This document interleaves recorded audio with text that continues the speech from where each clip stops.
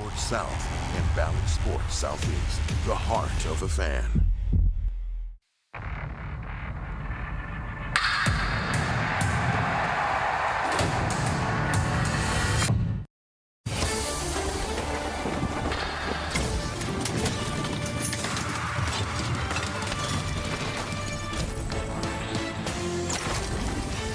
It's another beautiful baseball night in Atlanta, where Braves baseball is brought to you by Truist. A big crowd filing in here at Truist Park for Game 2 of 4 between Eastern rivals, the Philadelphia Phillies and your Atlanta Braves. Hopefully Dansby, Matt Olson and company can get this series evened at 1 game apiece as Max Fried, the Braves stopper, goes to work in Game 2. Hi again, everybody. Chip and Jeff. Kelly crawl along in just a moment. Last night, tough night. I think we'd agree for the Braves. 7-3, a final in favor of the Phillies. But Jeff, great thing about baseball, a new day today, and you've got Max Fried, the stopper, trying to get things evened up. I was going to say, if there's someone you wanted on the mound, you got him going tonight. Look, ever since Max became a full-time starter in 19, he's been building up of being the ace of the staff, and it kind of came to a halt last year in the World Series Game 6 when he was able to do what he did.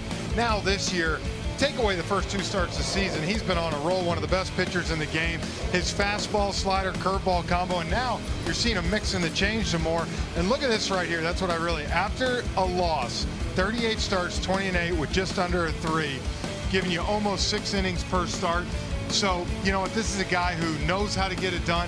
And right now for this Braves team against the Phillies, a division rival, they need a big start tonight. Yeah, and hopefully an early start for the offense. It's tough to play comeback against this Philadelphia Phillies ball club. They jumped out 6-0, and as we said, won Game 1 by a 7-3 final. It's a beautiful night in Atlanta. Time to get this series even at a game apiece. Max Fried, Kyle Gibson get it started next with lineups and first pitch from Truist Park right after the break. Let's go places. The Georgia Lottery. Today could be the day. And by Yellowwood. If it doesn't have this yellow tag, you don't want it. Well, you always feel good when Max Fried is on the mound for the Braves. Jeff, he's won his last 4 decisions, and he's on the hill in Game 2 of this series with the Philadelphia Phillies. Fried off to a 4-2 start tonight, makes his 9th start. What's he been featuring on the mound so far in 2022? Well, we're going to take a look here at our StatCast 3D powered by Google Cloud.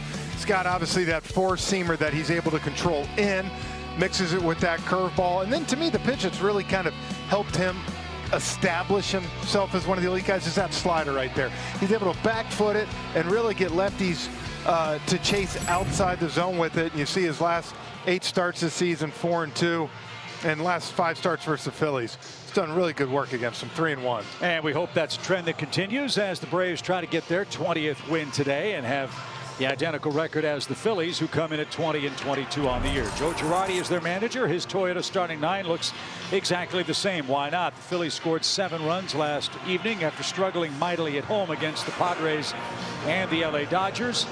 Bryce Harper, the DH, he's got a torn elbow ligament. He'll be the DH for the foreseeable future for Joe Girardi's squad. It is a beautiful night. There is a breeze blowing from left to right. Few puffy clouds overhead.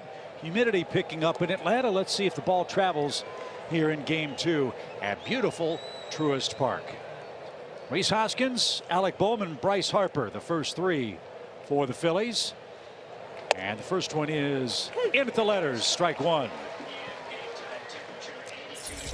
82 degrees.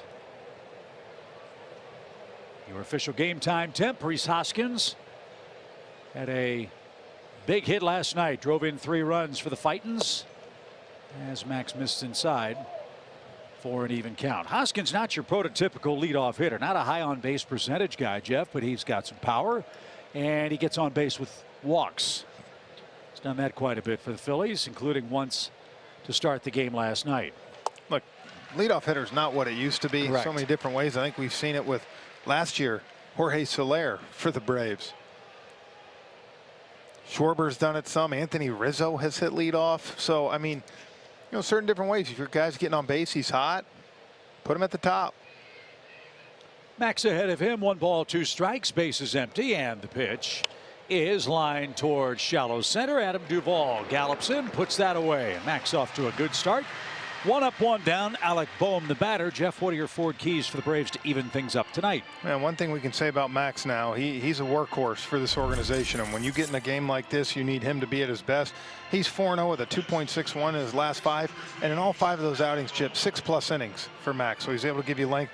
And for Matt Olson, we'll talk a little bit later about him and his early work and what he's done, but 8 for 16 with 3 home runs against Gibson career. Good chance for him to get going tonight. And Kelly Kroll's with us tonight. Kelly will have a report on Matt's extra work today when the Braves come up in the home first. Here's Alec Boehm, the young Philly third sacker. Boehm 2 for 4 last night, riding a 3-game hitting streak.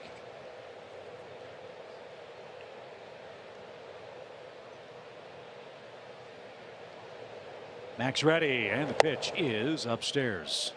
You look at Alec Boehm, you look at the number he wears, you look at the shaggy hair, you look at his body type, you think Jason Worth. Yeah, looks a lot skinny. like Jason. Well, he's got the same number. Worth was a terrific player with the Phillies and later the Nats. As that's in for a strike, 2-1 the count. Crowd still filing in for game 2. We had 41,000 fans here last night. Braves will go over 850,000 in attendance this evening as Dansby scoops that one up. Max Fried 2 up, 2 down.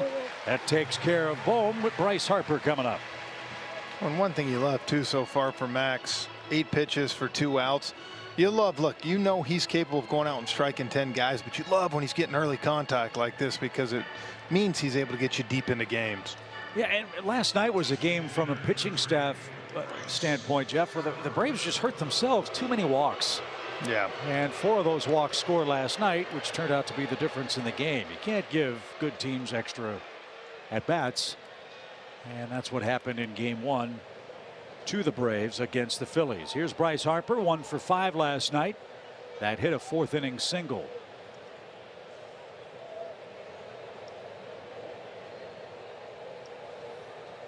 Lefty-lefty matchup for Max, and Harper swings at the first pitch, and Max Fried, 3 outs, 9 pitches, just what you like to see. 3 up, 3 down. Here come the Braves at home. No score against the Phillies.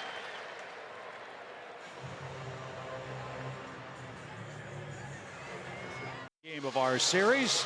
Braves start play tonight, 19-23 on the year. Good to have Ronald back in the lineup at the leadoff spot and in right field. He bats first on the Toyota starting 9. Contreras the DH today. Marcell Ozuna back in left field. Matt Olson moves up to the 5th spot. Ozzie 6th, Riley 7th, Duvall 8th. Kyle Gibson, Jeff, 3-2 on the year, a sub-4 ERA for the Phillies. Yeah, got him from the Texas Rangers. That's why Matt Olson has locked horns with him so many times. Good sink. He's going to keep that ball down, try to get ground balls. See, though, in 2 career starts versus the Braves have touched him for 4 long balls. Well, how about a leadoff bomb from Ronald Acuna Jr.? That would be nice.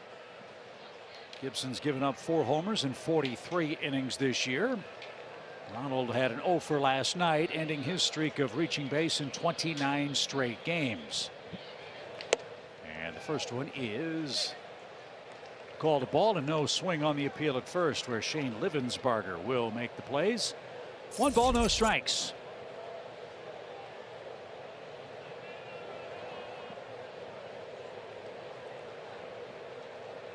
Gibson back to work, and that's taken a little low. Ball 2.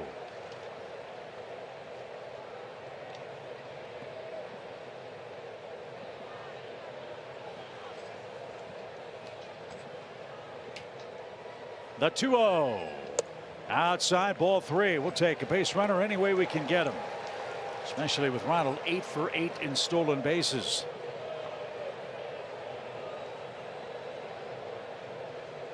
Gibson has walked 13 men in 43 innings, so you can afford to try to wait him out. The 3-0 pitch. Got the green light, pops it foul. 3 balls and a strike. Might recall the Phillies got Kyle from the Texas Rangers at the deadline last year. They traded Spencer Howard and others to bring the veteran big leaguer who pitched previously with the Twins and Texas. Now he's pitching in Atlanta. The pitch, line drive right field. That is going to drop in front for a base hit. Castellanos played it safely. A leadoff single for Acuna. Good start. He starts a new streak. Well, and then another base hit to right field. Something that's nice to see. When you got the sinker baller like that, you see it down in the zone, and Ronald just drops his bat head on it. Perfect weight transfer. Tell you always got to believe the other team's worried when a guy like Ronald goes 0 for 5 last night, and someone's going to come out the next day and pay. Well, maybe he can make him pay on the base paths too. But JT Realmuto, good catch it and throw it guy behind the dish. William Contreras, the DH tonight. Kind of felt for William last evening. Early in the ball game, first ball hit to him, kind of a roundabout route. Well, like you said, it's going to find you. Yep. Tracked down a ball in the corner. First time he's played left field in the major leagues. But because his bat's hot, he's going to be the DH tonight. And in for a strike, it's 0-1. Well, I think, look, is he going to play in left field every night and get going doing that? No. Obviously, he's still going to have to catch. So I think you'd see him probably catch Kyle Wright on Thursday. So, you know, you play him these 2 games. You might give him the night off tomorrow night to get his legs ready. It's the other thing. You can't kill him in left field with his legs. Not a catcher. And as Brian Snitker said after the game, look, he looked like he hadn't played left field in the major leagues before, which is true. But at least next time it happens, Jeff, it won't be completely foreign to him. No, and you hope, like anything, a lot of those nerves will get out a little bit and he can feel more comfortable. Contreras behind 0-2. Kyle Gibson, the former Missouri Tiger, checks Ronald at first. Had him leaning, and Acuna back on his belly. Look, I played right field my whole career, and in 15 when I went to Philly and played for the Phillies, I played some left field. Talk about how hard it was making that adjustment. I've been in the outfield since I was 12. All of a sudden this guy's been nothing but behind the plate, and now you move him in the outfield. I can't only imagine how nervous he was last night. Well, it didn't affect him at the plate. He had a couple of hits for the Braves last night. Atlanta had 11 of those in total. But Zach Wheeler just a little too tough. And that's the pitch right there. If you can lay that sinker down and you can stay off it and force Gibson up in the zone, you can do some damage. 1-2 pitch. And that sweeps off the play. Even count. Well, the beauty of a ground ball pitcher, especially in his home park where the porch in left is so short. This guy gets a lot of ground balls, gets a lot of double plays. He can help bail himself out. 50% ground ball rate, 5 double plays behind Kyle Gibson this year. He's taking a long look at first as Acuna leads. Not going, and fouled away at the plate.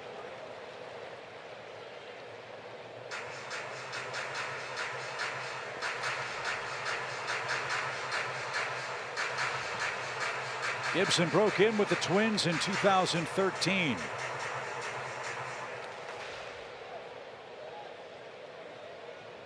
He's been a double-digit winner in 6 separate seasons in the major leagues.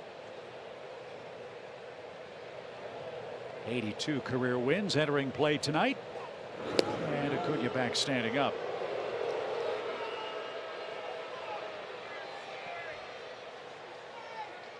Last year, Gibson in 182 innings allowed 2 stolen bases. This year, none. So if Ronald decides to go, he's facing one of the best at preventing the running game in Kyle Gibson. First inning, no score, 2 balls, 2 strikes. And off speed, cut on and missed, and Contreras is out number 1. Marcell Ozuna will be the batter. Ronald at first, 1 out. Marcell is getting things done. In fact, he's getting more done. That's brought to you by the Home Depot. A nice streak for the Braves left fielder. Yeah, previously 13 hits in the other 23 games. Now 13 hits in his last 10 games. He's really done a much better job. We've seen him hit the ball to right field quite a bit yesterday. A couple hits that way, and then a deep fly ball to right field. His swing's coming along nicely. An inviting hole right side against Gibson.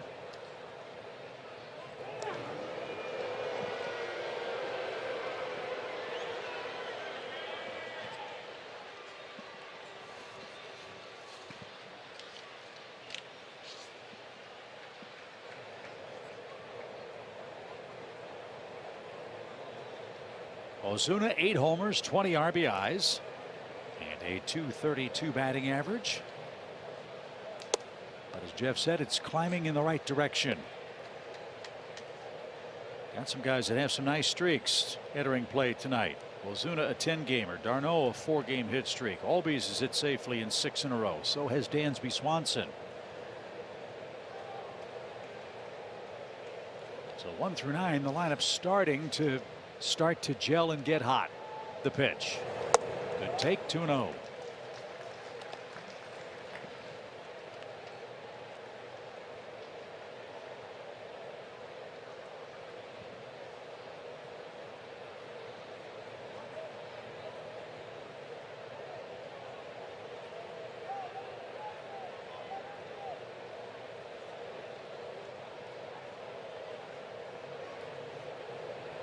Outfield straightaway and deep for Marcel. The pitch.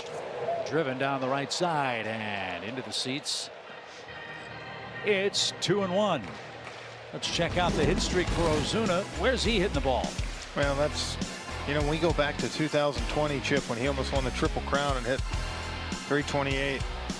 Still always going to be a pull hitter, but look where those other 4 hits are. 5 hits to right field.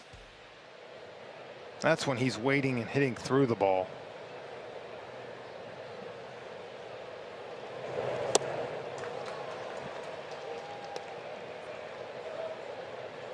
A good slider evens up the count for Ozuna. 2 balls, 2 strikes.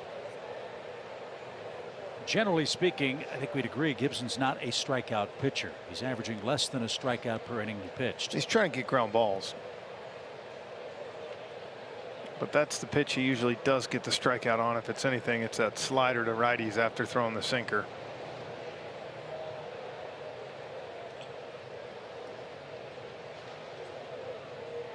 Now the 2-2 pitch. And Acuna is back safely.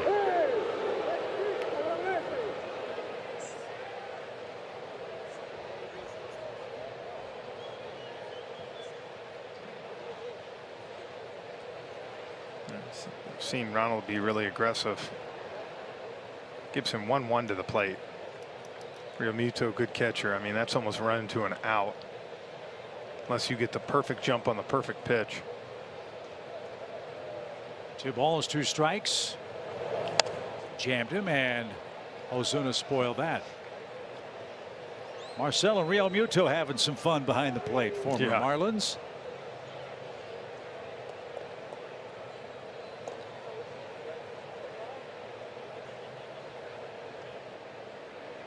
Very quick, efficient first inning for Max Fried. He threw 9 pitches. Gibson has 1 on, 1 out. He's thrown 16 here in the first inning. No score.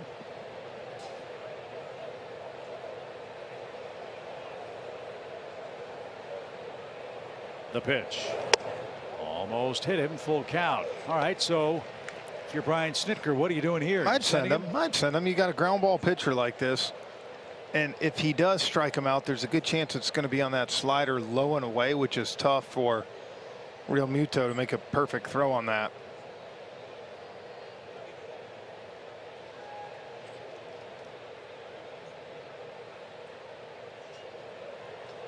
So a full count. Gibson comes set. Ronald's leaning. They chase him back.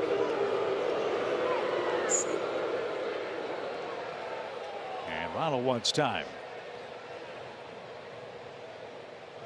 Look, every throw over might take a little bit of spring out of his legs. That might save him a step, a base, and out, maybe a run.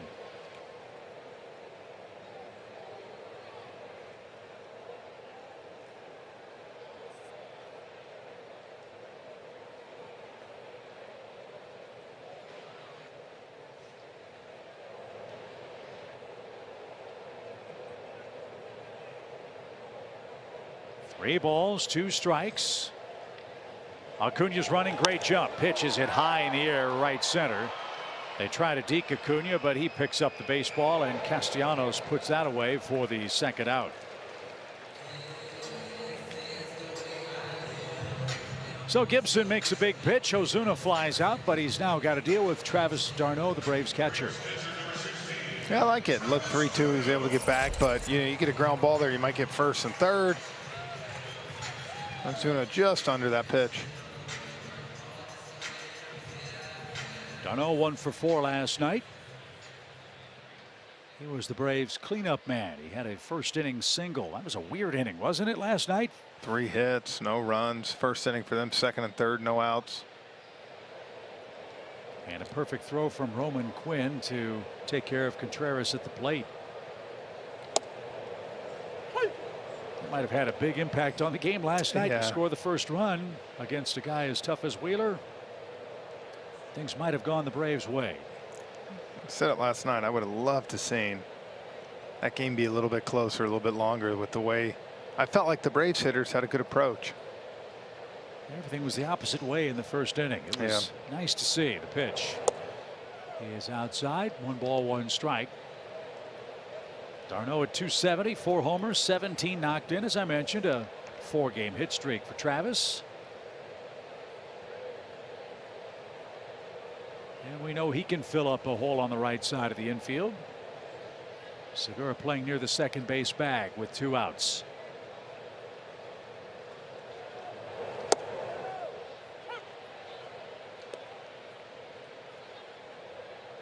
Sliders, cutters, sinkers. That's pretty much the repertoire, isn't it? That was just a slider, bottom part of the zone.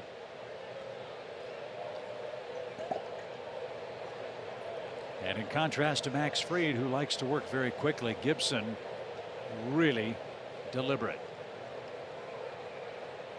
1 ball, 2 strikes. And d'Arnaud didn't get that, and Gibson strikes out a pair of Braves in a scoreless first inning.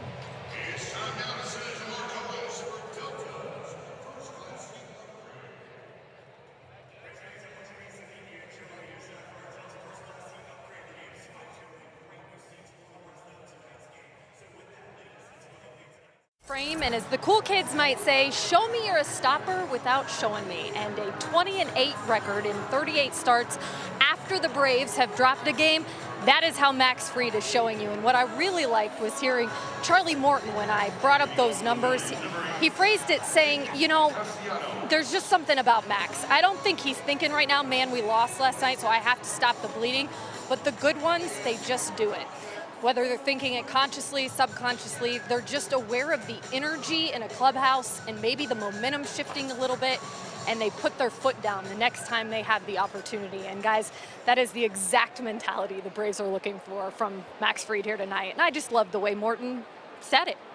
Yeah, and I think, Kelly, I think that's the reason we go back to opening day and think that's why he got the opening day start. This is the guy that won Game 6 of the World Series for you, and he's the guy you want in the mound in a big game. He just makes pitches, and generally speaking, he doesn't hurt himself. Throws strikes, lets the ball get put in play. Look, sometimes it's bad luck, soft contact. But he is moving into, if not already into, elite status in Major League pitching annals this year. 4-2, 331 average for Max Fried, just 6 walks in 49 innings. Coming into play today. He'll start the second with Nick Castellanos, who went 0 for 5 last night. And he'll be 0 for 6 in the series with a good throw. 1 man down. That's what I love to see from Max Fried. Ground ball outs. Look at it, 3 in a row. Got Hoskins to fly out to start the game, and now 3 ground balls. Especially with this defense you have here, let them make the plays.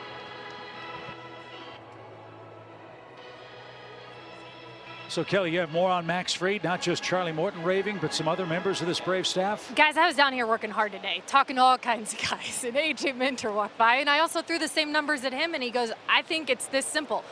He's our ace. When we need him in an elimination game, a win, he can come in, be that guy, super clutch. And he's pitched like our ace this year as well as he did last year. You're right about that, Kelly's won his last 4 decisions. And 4-0 after a Braves loss, as we've said, a 1.38 ERA this year, when the Braves want to start a positive streak. You know, you go back to Game 2 of the World Series. If you remember, the first time through the lineup, the Astros hit him pretty good. He'd never really faced any of those guys. And after the first time through the lineups, remember, he pitched a good ball game after that for 3 or 4 innings. And then, of course, Game 6, he was outstanding. So I think it's like anything. You give Max a chance to face some guys, understand their approach. You like him on the mound. Well, and I love too, Jeff, that whatever the hitter's approach might be, Max doesn't deviate from his plan. It's kind of like the old thing that Leo Mazzoni would say to John Smoltz, for example. Hey, so-and-so can hit your slider, but John, not your slider. Yep. Right? Bat blows up. Riley off the heel of his glove and won't have a play, and Gene Segura reaches. The barrel of the bat went farther than the baseball, and there's that soft contact and a base runner for the Phillies. That guy gets more soft hits against the Atlanta Braves. It's unreal. And I think if this bat wasn't flying out there, I think at the very end it kind of distracted him some.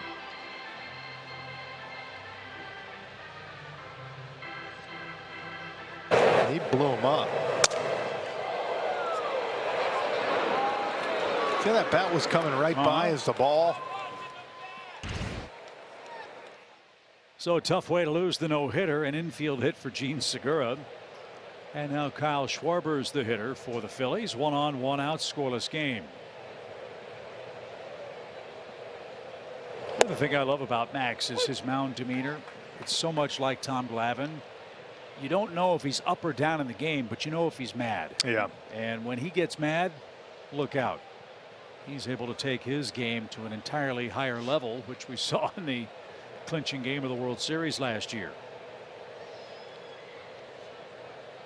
A pro's pro, Max Fried, 1-strike pitch, and that one hung, and Schwarber golfs that into right field. Acuna jogs over, makes the catch. Heading to third is Segura, and the Phillies have him at the corners now with 1 out.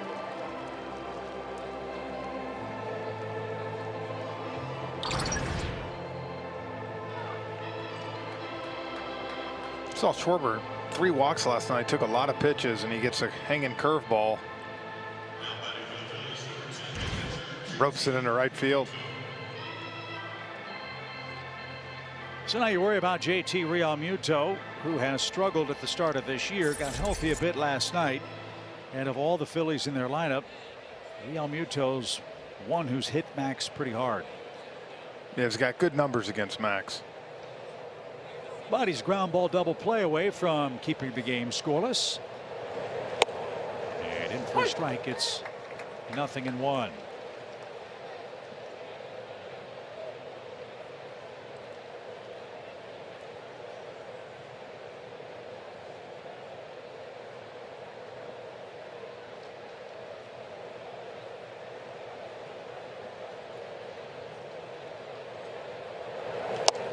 Fastball right on by. It's 0-2. It was a fastball, but you notice it was 90. It was a sinker. He took a little bit off. And I think those are little tweaks, Chip, that we don't get to see too often until you start to watch him do it now. And you're like, wow, he's added that. He wants a ground ball. The pitch is outside. 1 ball, 2 strikes. Yeah, the evolution of a pitcher is really fun to see. A guy that can make 2 pitches or even 3 pitches out of 1. Boy, that'll give a hitter headaches, won't it? Yes. So 2-3 different types of fastballs, 2 or 3 different velocities. He's got the curveball, the slider, now a changeup. Let's see what he goes with ahead in the count here. A ball and 2 strikes. Overthrew that fastball. So in this sequence alone, Realmuto has seen a 75-mile-an-hour pitch and a 96-mile-an-hour pitch. That is a lot to cover. And this will be a great time for JT's first double play ball. The trouble starter with an infield broken bat hit from Segura, who's at third base. 1 out. Lifted towards center. Duvall coming in. Segura at the bag is going to tag. Here's the catch. Here comes the throw. It is going to be up the line. Fried backs it up. And no further advance by Schwarber. A sacrifice fly from Real Muto. And the Phillies strike first. Again, bad luck for Fried. A broken bat hit leads to the game's first run. That's tough. You get that bad break and make a pretty good pitch here. Change up again. Got him out front. Duvall kind of got under this throw. You see how it kind of just looped up there? It's on target. They might have had him. Yeah. So 2 outs now for Johan Camargo. He had a hit last night.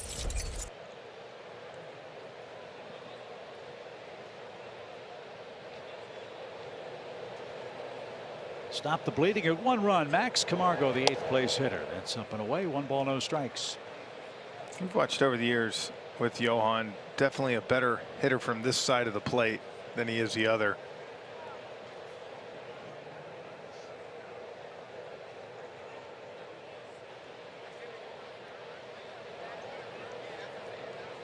Camargo playing shortstop for the Phillies.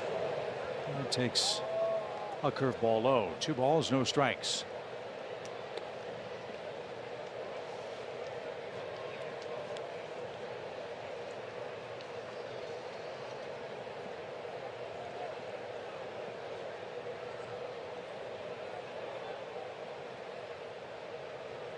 Didi Gregorius is their everyday shortstop. He's dealing with a sprained left knee and is still on the injured list.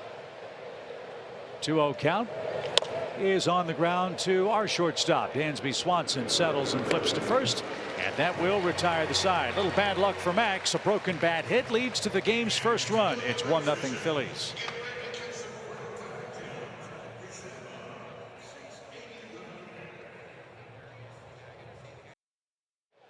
Gibson, 95 miles per hour average exit velocity for him. It's 11 hits and 6 home runs against Marco Gonzalez. Besides him, this is the second most career hits and home runs against any pitcher he's faced. So right guy, right time, perhaps, for Matt Olson here in game 2.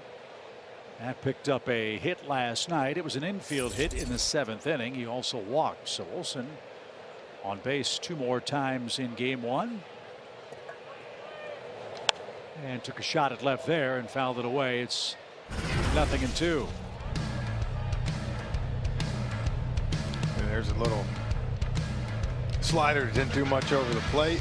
It's a fastball up in the zone, which is the one you want against him. And then fastball middle. Didn't chase that in the dirt. 1 ball and 2 strikes. Again, the hits haven't been there of late for Matt, but to his credit, he's still getting on base a lot. 5th in the National League and on base 68 times. Let's make it 69 right here and give the Braves a chance to get it tied in the 2nd. And the 1-2 is bounced foul and out of play. Does a pitcher working as deliberately as Kyle Gibson affect you at the plate? You know, sometimes. I mean, certain guys, like, I always like to get in there, let's go, you know, but he's very deliberate. You must have to find a way to calm yourself down a little bit. Strike 3. Matt couldn't pull the trigger, and Gibson already with 3 strikeouts in the 1st inning and a 3rd this evening. 1 away.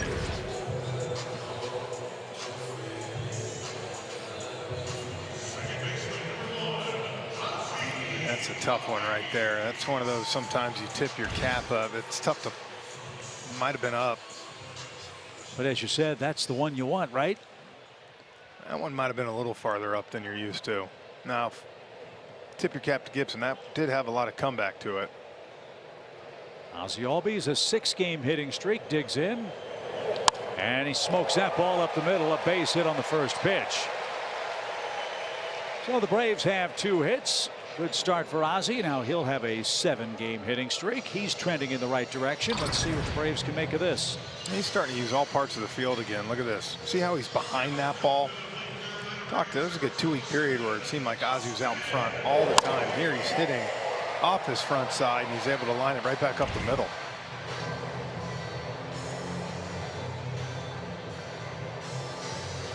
This is the guy the Braves are hoping to get going again. Austin Riley. Again, Jeff, encouraging signs for Austin in game 1 at the plate. Yeah, yesterday 2 bullets up the middle.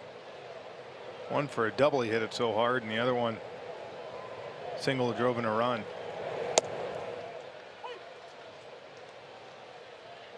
But something we hadn't seen too much from Austin, using that middle part of the field up the other way. Hopefully that's a sign of things to come. 8 homers, 19 RBIs for Riley, who enters play tonight with a .231 batting average. Big hole right side for him as Ozzie leads and is chased back.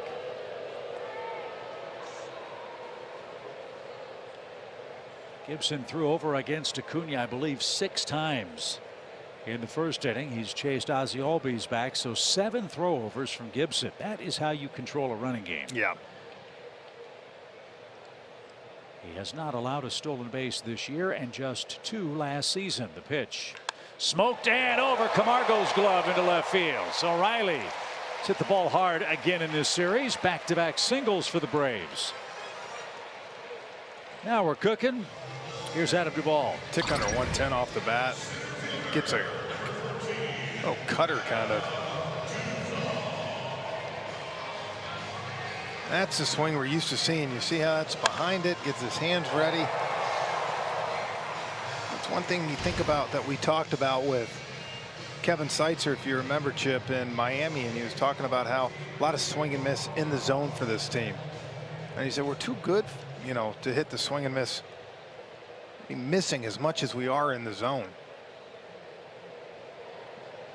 Adams' last RBI came in Miami. In the second game of the series with the Marlins, he's got 2 aboard with 1 out in the second. This is where he shined. Men on base and men in scoring position. And late time was granted by Adam Hamari, the ball strike man tonight.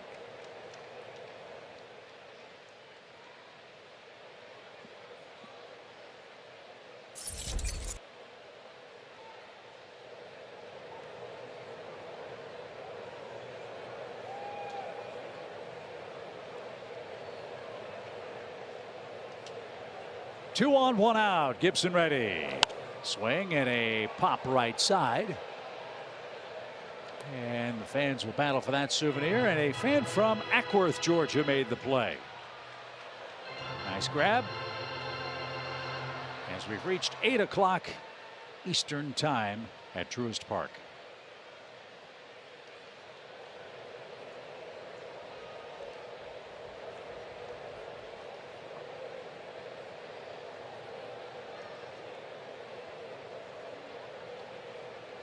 The pitch.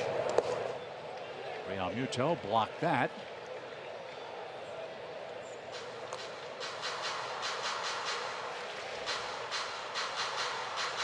One ball, 1 strike. Duvall hitting 8th. Swanson, the 9th place man, waits on deck. Braves out hit the Phillies last night 11-10. They've out hit him so far in this game 3-2.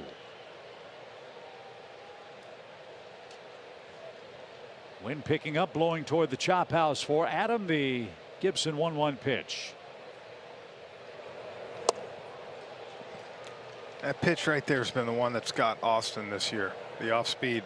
Last year off breaking pitches, Chip, 260 for 17 homers. This year so far, $179 with 0 long balls.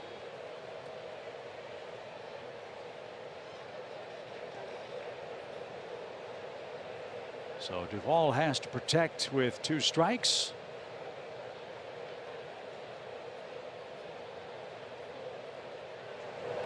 This one is hooked toward short. Knocked down Camargo. He'll flip to second and got him. Bang, bang play. Riley called out at second.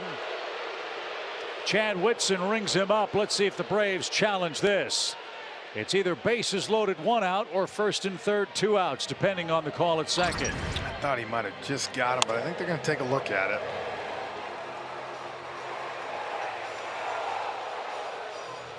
Great play by Camargo, and Yeah. you know how strong his arm is. Ooh. Second base.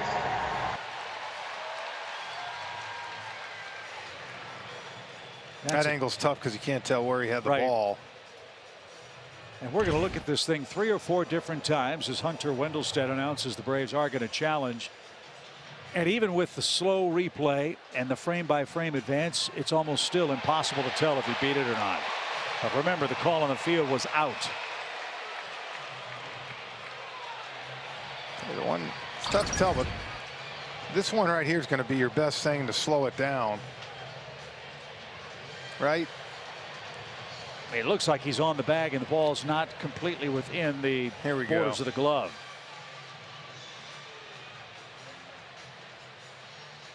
I mean, flip a coin. So again, there has to be clear and convincing evidence to overturn the call, which was out. Gibson will continue to make some warm-ups while this play is reviewed in New York. What you hate right now is just from my naked eye seeing it. If he was safe, he'd be called safe on the replay. Chip, I'm just worried. I don't know that there's enough. I hope I'm wrong here.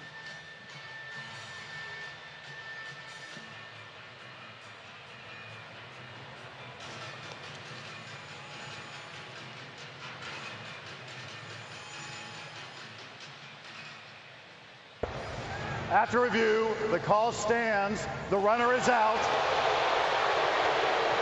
Atlanta will lose their challenge. So the Braves gamble, lose, bang, bang play. I think not enough evidence to overturn it. Like I said, I think, do I think he's safe? I think he is just safe. But again, we've seen it too much unless, you know, although the whole thing for me, the whole tie goes to the runner, that's been kind of just thrown out of the book, huh? Yep. So Camargo saves a run and saves a bases loaded mess with a diving stop at short. Good stretch by Segura.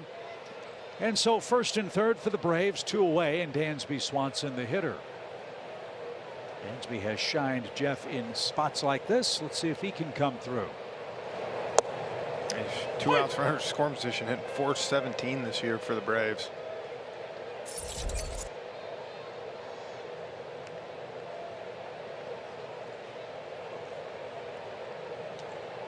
20 ribbies for Dansby. He's got a 6-gamer working. Big gap on the right side for the Braves shortstop. With Hoskins holding the runner at first, the pitch is off the plate. It's 1-1. I truly believe that part and parcel to Dansby's hot run is he's using the right side of the infield more. A lot more since we've seen the first 3 weeks. Well, this would be a perfect time to do it again with Ozzie Albies 90 feet away. 1 ball, 1 strike.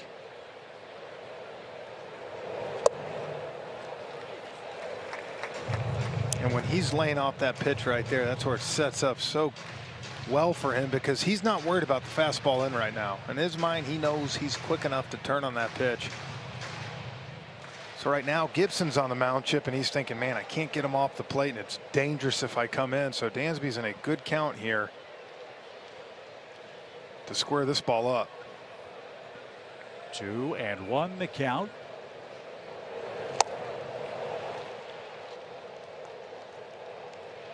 A cutter. Yeah. And a beauty. 2 balls, 2 strikes. He's going to throw that slider about 83, 84, and then he throws cutter off that at 88, and of course fastball at about 92. So he just kind of works his way about 4 or 5 mile-per-hour increments. But nothing straight. No, And no. nothing above the belt. No. Or at least very little above the belt. 2 balls, 2 strikes.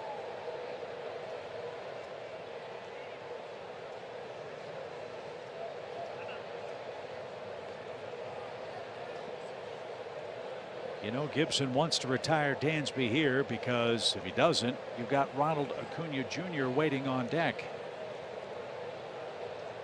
So it's 2-2. The pitch. And if you look at the shift right now for the Phillies, look where Segura's playing. He's playing second base. Yep. Stands to reason. They're pitching him away. Don't blame him. He's also showed he will go away. Right. So now all of a sudden, a base hit up the middle is a base hit and not an out. So with a full count and 2 outs, Adam Duvall will get a head start at first base. 1-0 Phillies. Braves threatening in their half of the second. And here we go with the 3-2 pitch.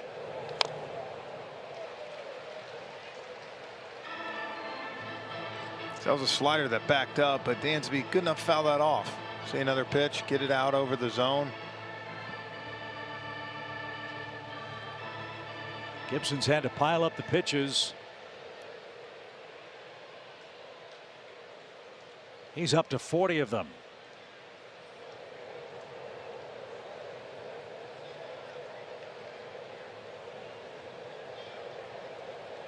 Again, Adam leads and goes from first with the pitch. Here it is. Swing, drive, hammered down the left field line. Did he keep it fair? He could not.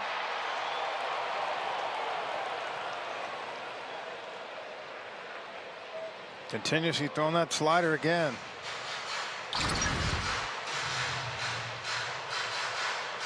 Went down and combed it just a little early. He knew it.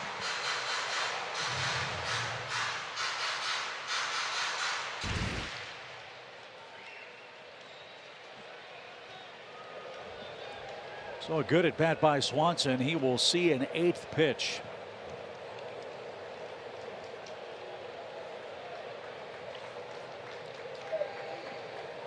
And here it comes. Rolled toward third, but foul. Anyway, Dan's keep him working on a muggy night in Atlanta.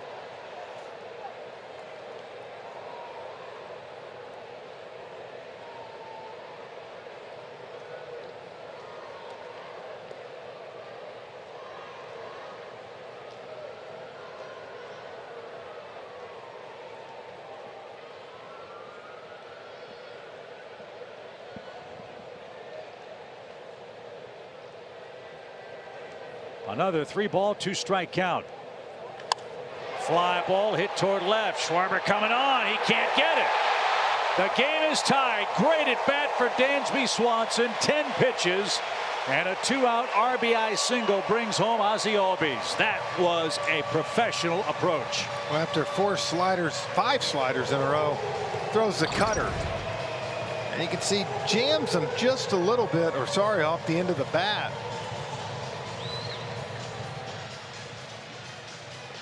But Schwarber, playing pretty deep in left field, was not able to get to this ball.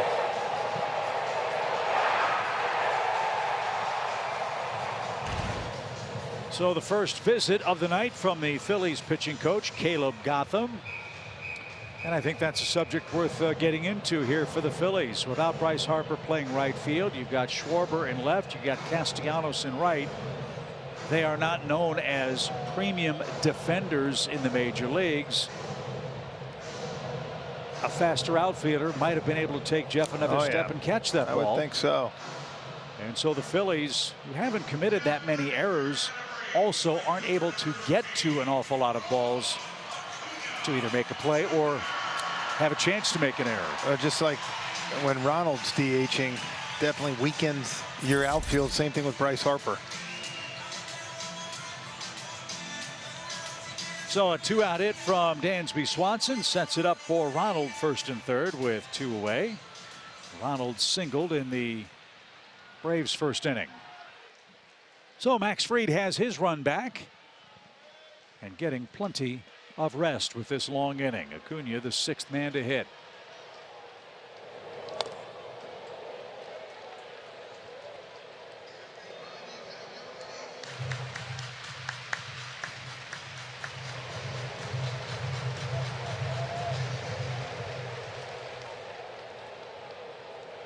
Tell you what, the Braves have done a much better job in the early going against the Phillies of putting the ball in play in run scoring opportunities. They're 5 for 10 with runners in scoring position so far, including last night. Pitch. JT didn't know he caught it. How about that?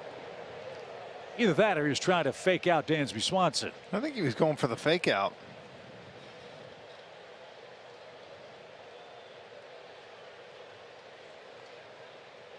What do you think? I mean, he had it right in the webbing and looked immediately behind him, almost like he didn't catch it. But Dansby wasn't buying that. 1 ball, 1 strike. Duvall at third. 2 outs. The pitch. Top of the zone.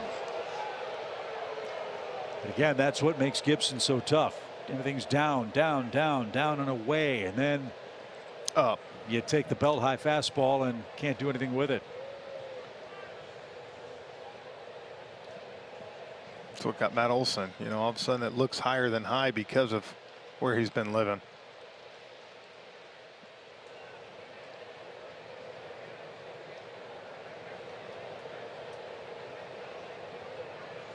Now Acuna with a 1-2 pitch.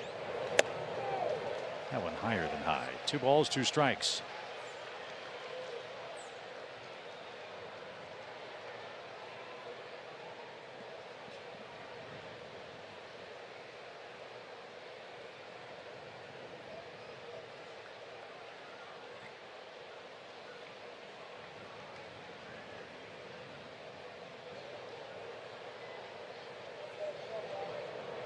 Here we go. Acuna on the ground. That's into left field, a base hit.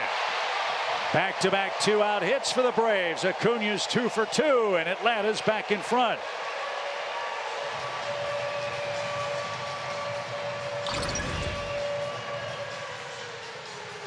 Oh, great job. Something we're not used to seeing either with this offense, Chip. Singles. 5 hits now for the Braves, all singles.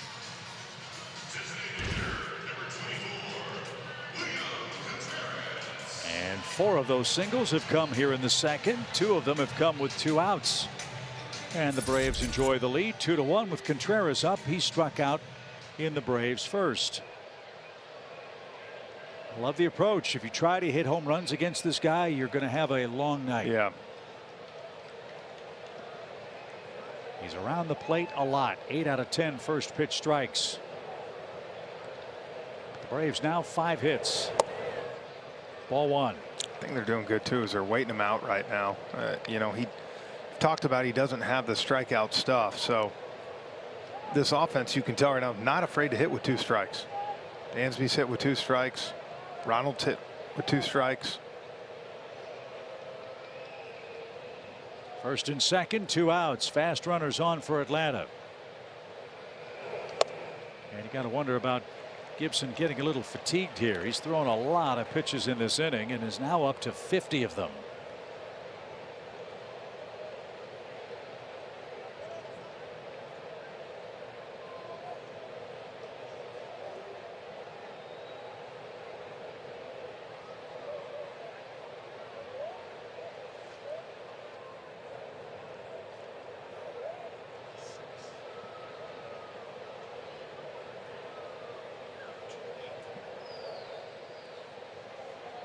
.28 pitches for Gibson in the second inning. And Contreras couldn't stop his swing. 2 balls and a strike. Look at that crimson Phillies cap soaked with perspiration for Gibson on a muggy night. Get into that bullpen and wear them out too. First a 2-1 count. Check swing, didn't mean to, and that'll bail out the Phillies right-hander and retire the side. But a productive inning for the Braves. 2 runs on 4 singles. Max Fried now has a lead as we go to the third. A very special guest here tonight, Negro League's Hall of Famer Paul Jones, who is celebrating his 85th birthday here tonight at the ballpark. You've got your son, your brother, some grandchildren here tonight. How has this experience been so far? What do you want me to say now? How's it been so far here tonight? It's been going good.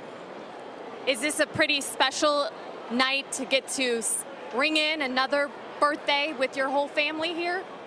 Yes, I think so. You've been coming to Braves games for a long time, am I right? Right. Took your sons to Fulton County? Fulton County. Is that, what do you remember about that?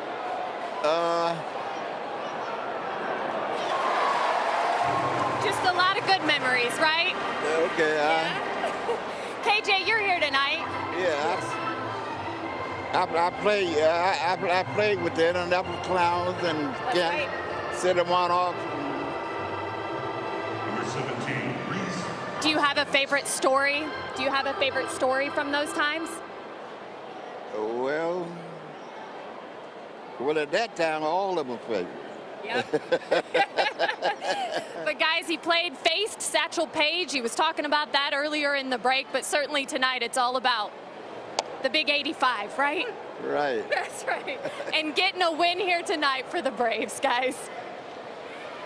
Thank you, Kelly. It's always great to have a Hall of Famer here at isn't it? Truist Park. As Rhys Hoskins hits with one out, bases empty in the third inning. Love the fact that the Negro League's Hall of Famers are recognized in the overall Baseball Hall of Fame. Honor long overdue. Tell people all the time, you ever get a chance to go to Kansas City and see the museum, you need to do it sometime. It's amazing. 1-1 pitch to Hoskins is in for a strike. Mr. Jones played with Satchel Paige, and he once struck out Ellie Howard, the first African-American player on the Yankees. Yeah. In his marvelous Negro Leagues Hall of Fame career. The 1-2 count, and this one golfed toward left, but right at Ozuna. Fried's got the lead, and now 2 quick outs. Well, and that's the important part real quick. 2 quick outs like that, 32 pitches. Max gets a bad break last inning, keeps going. And Alec Bohm will be the batter. He grounded out his first and only time up. Bohm trying to extend a 3-game hitting streak. Yeah, so baseball stars of yesteryear are here with us at Truist Park tonight, and they're enjoying things from the Braves' perspective. A 2-1 score.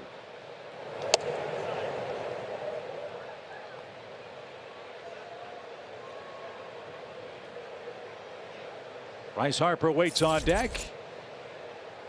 Fried tried to snap an impressive road streak for the Phillies offense. They've scored 4 runs or more in their last 10 games in a row away from Citizens Bank, and they've won 7 of those 10 games. And they are running into the top 3 guys the rest of the way in this series for Atlanta. Fried, Morton, and Wright will pitch the rest of the way in the series. This one popped up. Olsen gives chase, and no play by the Braves dugout. And a fan from Montezuma, Georgia, made the catch.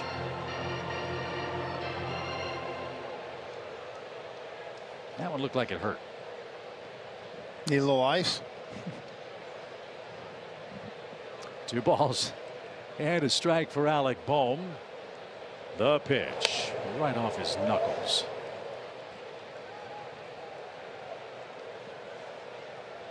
Every time I see Max Fried pitch, I thank the San Diego Padres. Remember, he came up as a top farmhand with San Diego. He's going through Tommy John surgery, and when the Braves traded Justin Upton, Max Fried was one of the men that came back. Kind of remind me last year with Rosario, you traded for him knowing he wouldn't play right away. Same deal. They traded him knowing what happened. 2-2, pushed him off the plate.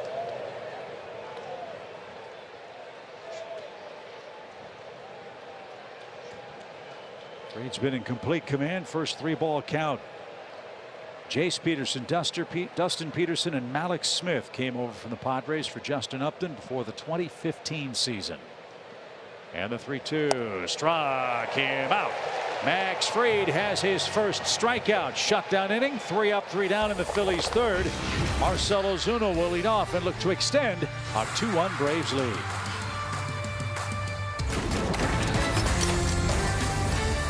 Braves Braves enjoy a 2-1 lead here in the third inning. Braves baseball, as always, is brought to you by Truist with our friends Kelly Kroll and Jeff Rancourt. Our fantastic Valley Sports South crew, anchored by our producer Gretchen Caney. Bernardo Lowe, our director. Chip Carey with you from the ballpark. Marcell Ozuna leads off. D'Arnaud and Olson to follow, trying to extend the lead off Kyle Gibson, who's scattered 5 singles and trails by a run. Ozuna popped up his first time up. That's just perfect what you wanted. Max Fried to have a quick inning like that to put Gibson right back out there on the mound after a long bottom of the second. Probably barely had time to get in there, Chip, and get some water and regroup. Yeah.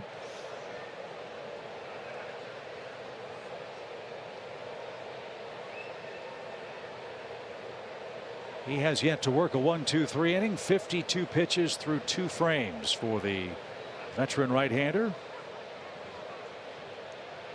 1 ball, 1 strike. Ozuna wanted time.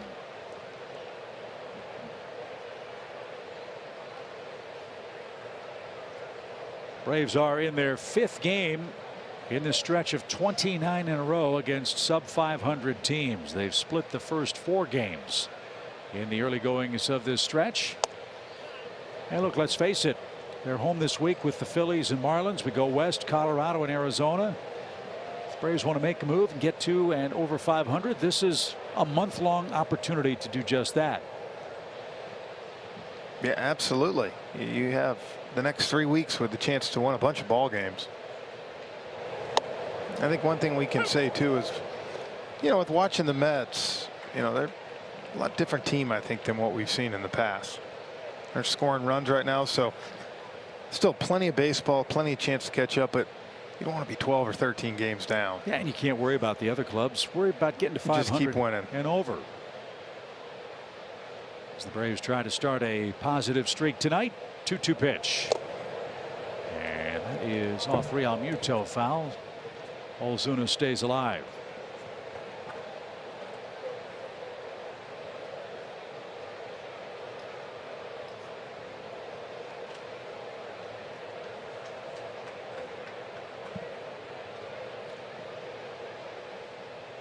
Gentle breeze blowing toward the chop house on a warm night in Atlanta. 82 degrees at first pitch. Here it is. And that'll rattle around the Phillies dugout. And Marcell will stay alive here.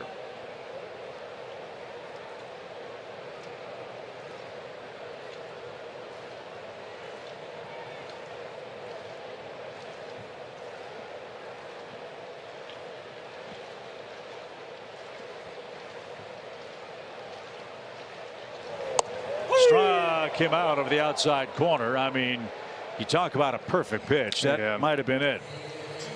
And 4 strikeouts for Gibson, 1 away. What makes it so tough too is the last 2 pitches were way in off the plate too, so he expands it out. Ball it's way off the plate.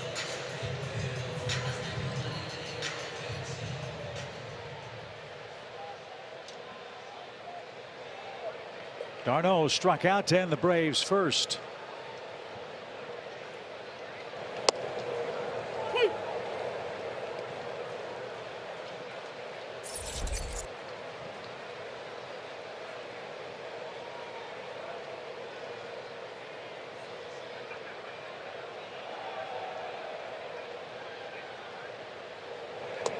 Seems like Gibson picks up the pace just a tick or 2 without runners on base, Jeff. With men aboard, I mean, it's almost egg timer worthy. It takes him a long time to figure out what he wants to do, or if not figure it out, get it done.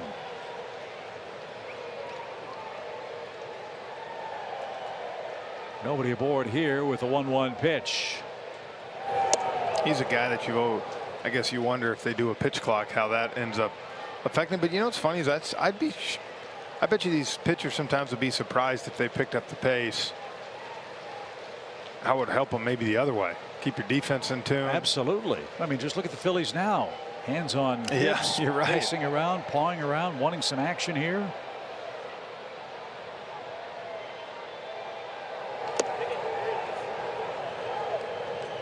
As you said last night, get some action, get the D involved, and see where it takes you.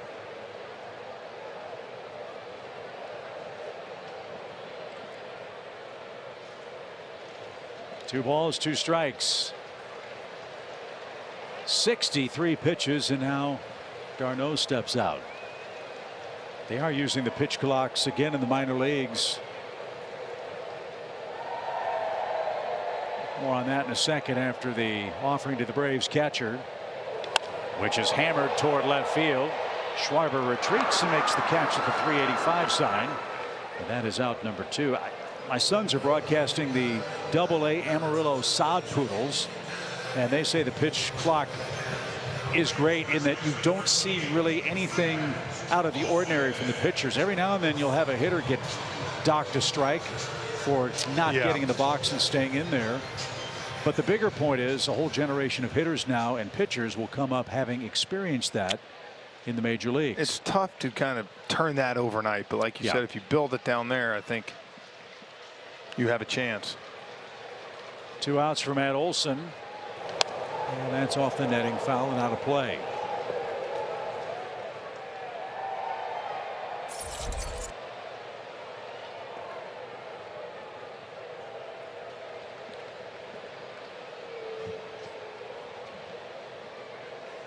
Matt struck out. That was that letter high pitch that he'd seen so few of from Gibson.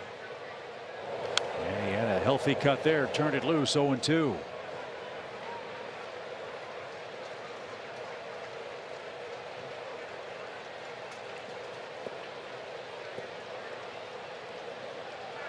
Olson has had great luck against Gibson. 8 for 17 lifetime, 3 homers. Once this guy gets going, we're going to have a whole lot of offensive fun. He's batting 5th tonight with a gentle breeze favoring him. The pitch, and it tied him up inside. When he gets hot here, there's going to be some home runs coming in bunches for him. You're hoping last night you saw, you know, the infield hit, the walk. That's one thing you can say. He has still taken his walks.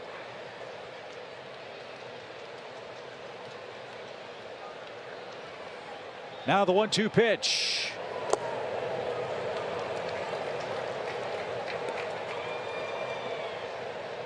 And what I guess has been frustrating to a certain degree is if Matt's taken his walks in the 2 spot, there just haven't been many guys behind him to drive him in.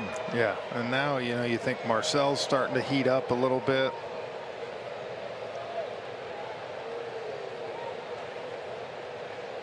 Ozzy's hot, Swanson's hot.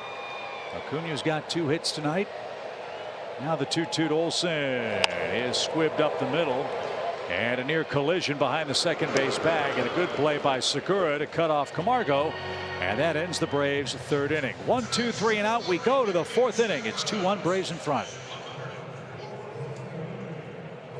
We're through 3 in Atlanta. 4th inning, Bryce Harper, Castellanos, Gene Segura coming up. Max Fried's on a nice roll. He's set down 5 straight. He's our Georgia Natural Gas impact player. Talked about his good work. Receives just under 7 runs and supporting those 7 starts versus the East. Again, we talked about his last 5 starts against the Fightins. 3-1 with a 2.6. Bryce Harper 1 for 6 in the series. He's grounded out 4 times against Braves pitching, and he's going to line out on a bullet to left. Head high catch by Ozuna. Harper hit that on the screws. You know, he's been swinging very early in the count, Jeff. I wonder if that's A, he gets a pitch to his liking, or B, he's trying to protect that elbow and maximize what he has left until that elbow ligament heals. I think a little bit of both, but I also tell you, when he faces left-handed pitching, he becomes a little bit more aggressive. Saw last night versus Tucker Davidson. Then when you saw Chavez and them in gets into the count a little more. I think from the left side, he's looking for that first pitch fastball, and he's faced Max enough to know I don't want to get to all the other stuff. And by extension, 2 strikes as Castellanos takes down and in. 1 ball, no strikes. Why did Phillies get Castellanos? Well, he has more extra base hits in Major League Baseball than anybody else since 2018. Their game plan is outslug people. As Max got that one by. 1 ball, 1 strike. And that's not to say the Phillies don't have a good pitching staff. No, you're staff right. with Wheeler and Nola and Suarez. That's pretty salty too.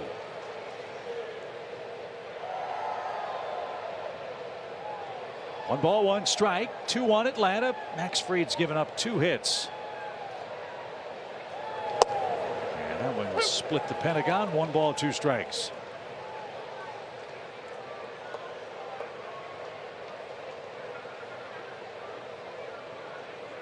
Two guys tonight doing their thing in somewhat opposing styles. I'll explain after the 1-2 pitch. Max Fried's one of the better strikeout pitchers in the National League. He's only punched out 1 tonight, relying on contact. Kyle Gibson's a sinker baller that doesn't strike out a lot of guys, but he's whiffed 4 through 3. Let's also look at the pitch count for Kyle Gibson and now the pitch count for Max Fried. Max got a good chance to get through the first 4 innings and 50 pitches or under. That would be a tonic for the Braves bullpen. 1 ball, 2 strikes. Castellanos awaits. And good job to spoil that pitch.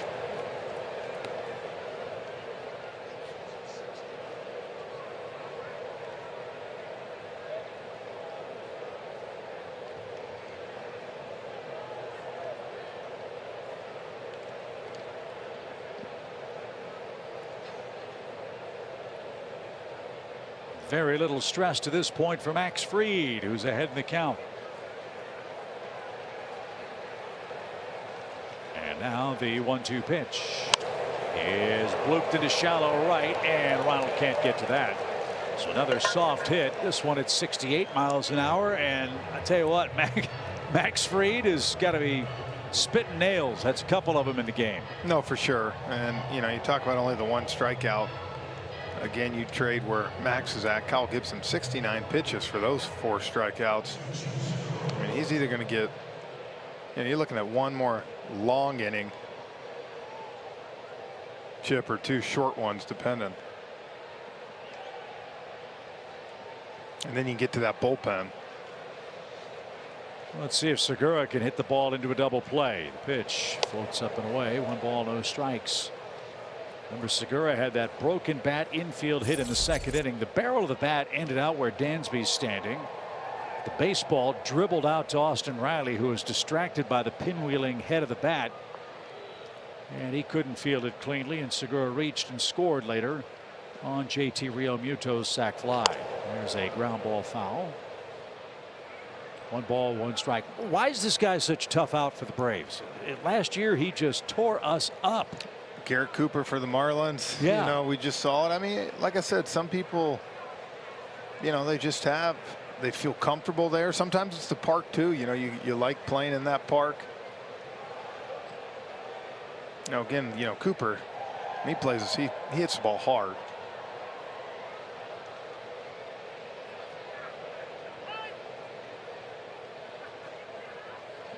Segura trying to disrupt Max's rhythm here. Braves by a run. Phillies with a 4th inning threat. Runner at first, 1 out. And now Segura digs in. The check of the runner. Short lead at first. The pitch.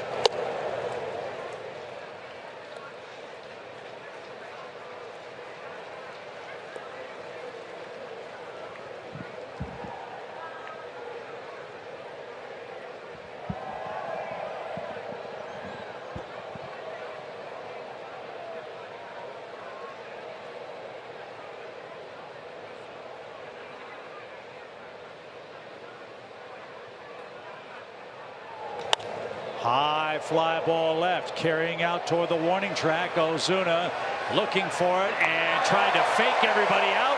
Makes the catch in front of the wall. Well, you know what? Max deserved for that one to stay in the park. As many soft contacts as he's got, and that's one of those right there, Chip. You're glad you're not playing up in the bank vault in Philly. It would have been long gone. That's a home run. Now watch Ozuna. I don't know if he was saying he's got it or he lost it, but made the catch a step away from the padded fence. Yeah, you never know. He thought Duvall might be right there with him.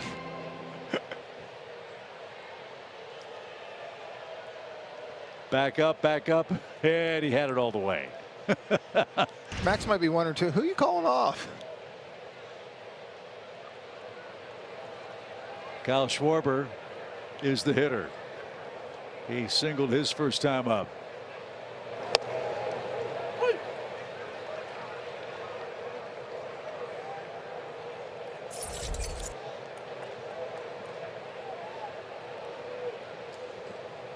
Never a dull moment. Nope. Nope.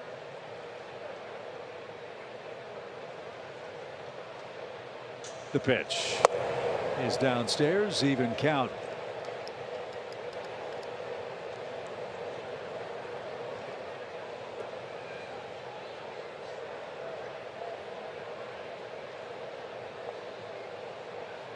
He's hardly looked at Castellanos. He's not getting the biggest of leads. I wonder if Max would break out his A+ move here. Probably wonder sometimes when a guy like Castellanos probably wants him to go. Let's be honest. You know, Max is very meticulous out on the mound. So you know, to me, if he's not even looking at him over there, A, he doesn't want to give him his best move, and B, hey, go ahead, and then I'll throw over. Well, he's a strike away from erasing Schwarber here and protecting the lead. Here it comes, and that almost nailed him in the right hip. Well, that's a good pitch. That sets up so much, Jeff, on the outer half for Max Fried. Or if you get him thinking about the outer half, zip a fastball over the inside corner, maybe break his bat. But if you do that, get in, because the wind's blowing harder toward right. And Schwarber has big time pull side power. So the cat and mouse game ensues. 2 balls, 2 strikes.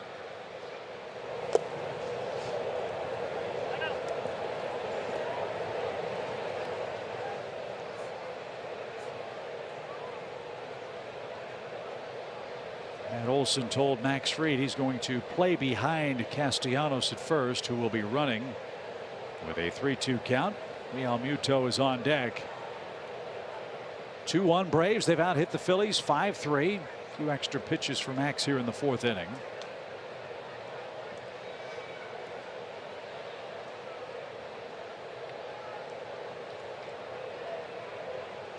And Fried using traditional signals, not pitch comm in this sequence. And now steps off.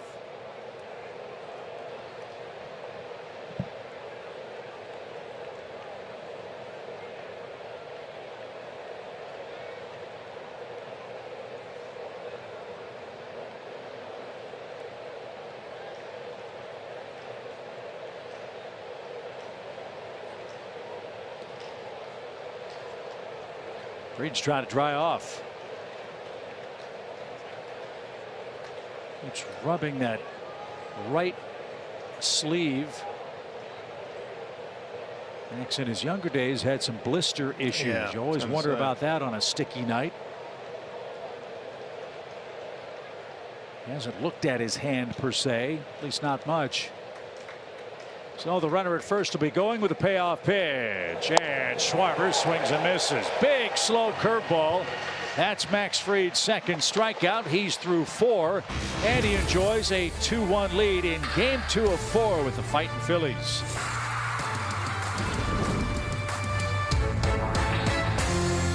Strong stats. Those are brought to you by Charmin.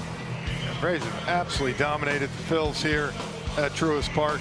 Have a 61+ run differential, Chip, in those 30 games. And one of the big reasons relievers for the Braves tick over 2 ERA. They've held them to a 199 average. And this game is trending toward one of those 1 or 2 run affairs late, which, if those numbers hold, you favor the Braves in game 2 with the Phillies this year. Man, it's weird to say we haven't seen the Phillies until now. We're 40 some odd games in. I know. We've played the Marlins 6 times, about to play them 9 here. And we're already done with the Brewers and the San Diego Padres. Yep. In the first 2 months of the season. Well, let's see if Ozzie can add to a Braves lead. Albies with a second inning single scored the first run thanks to a 2-out hit from Dansby Swanson. No balls and a strike.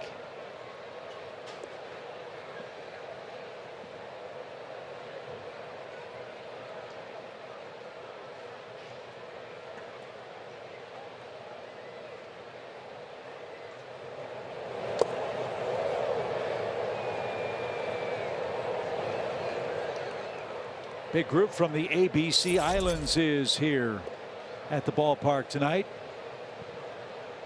Aruba, Bonaire, and Curacao, Ozzie's native land. Watching him play against the Phillies. 1-1 pitch. Oh, it's a beautiful part of the world. Never been. Hope to get there someday. Boy, has Curacao been fertile baseball ground for the Braves. Take a trip this offseason. Be great. Get out of Jacksonville for a weekend. 2 balls and a strike. I'm a little further south of Jacksonville, thank you, but I get your point. 3-1 the count. St. Augustine, I'm sorry. There you go. America's oldest city. Come on, Jeff. Ozzie leads off for the Braves. 2-1 game.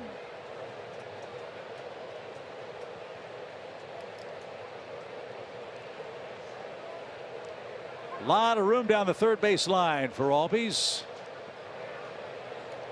And Gibson's 74th pitch is on the way. And too high. Real Muto thought that was good enough. But ball 4, that's the first walk for Kyle Gibson. Good start for the Braves. He can't believe it. Let's enjoy, Jeff. Quick message from Landmark. Landmark Morrow's Memorial Day sales event. Giant selection, giant savings, giant trade cash this week only. Always the best deal, always.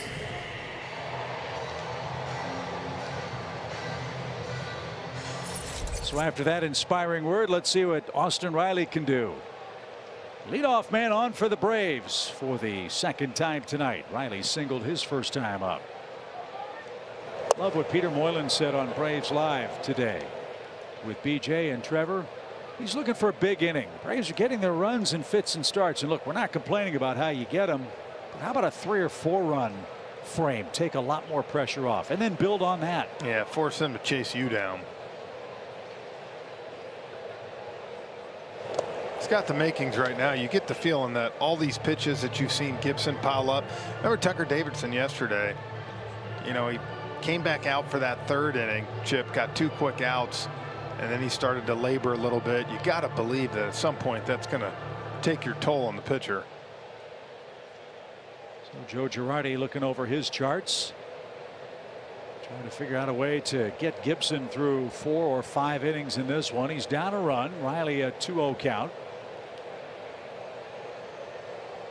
And a perfect pitch. Now 2-1. And a packed house here last night for replica ring giveaway. The Braves have added another one of those on July the 11th. Also have a ring giveaway when the Oakland A's are here. We'll have a crowd over 30,000 here tonight, I'm guessing. The pitch. Austin took that. It's 2-2.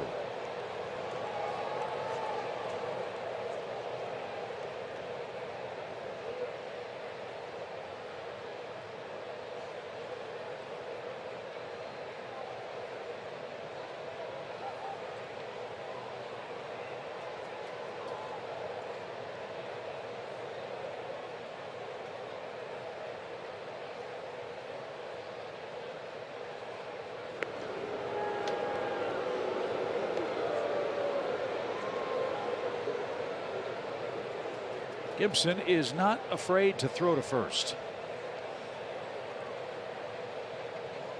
He's chased Ozzie back a couple of times. He's thrown over against Acuna 5 or 6 times.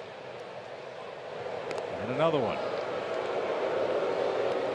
You older fans, you'll remember when the Braves used to play in Montreal at Olympic Stadium, they used to put the chickens on the scoreboard. When Otis Nixon was at first base, teams would throw over. We'd run out of space on the scoreboard tonight as often as Gibson's paid attention to the man at first. The 2-2 driven toward right. Plenty of distance, but he couldn't keep it fair. And that's into the seats foul. Where a fan from Roswell, Georgia comes away with a souvenir and a hug too.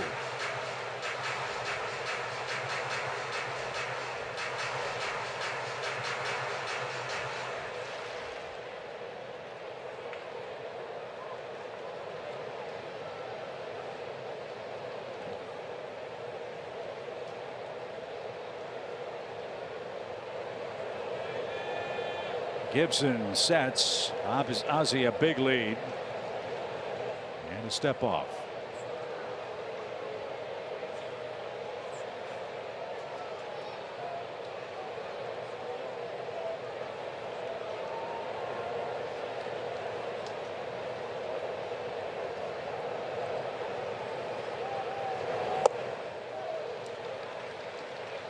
All right.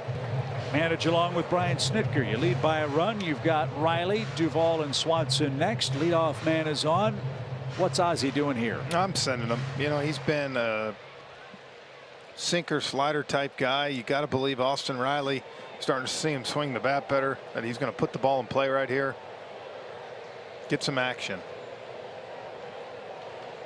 And there's a huge hole in left center field if Riley can plug it. 3 balls, 2 strikes.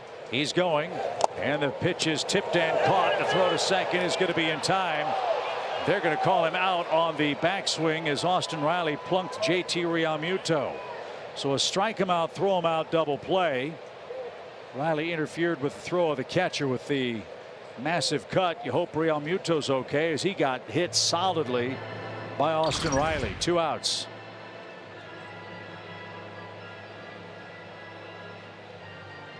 Oh, his hand hit his helmet, not the bat.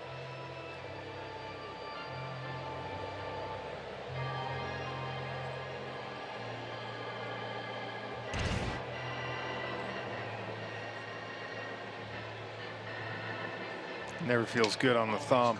Might have been Gibson's best sinker of the night.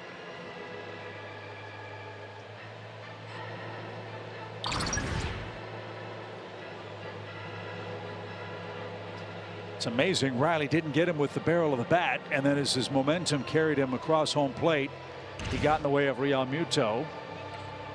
And Joe Girardi, a former catcher, out to make sure his backstop's all right. And Riley and the Braves down to their last out here in the 4th inning, and Adam Duvall is coming up.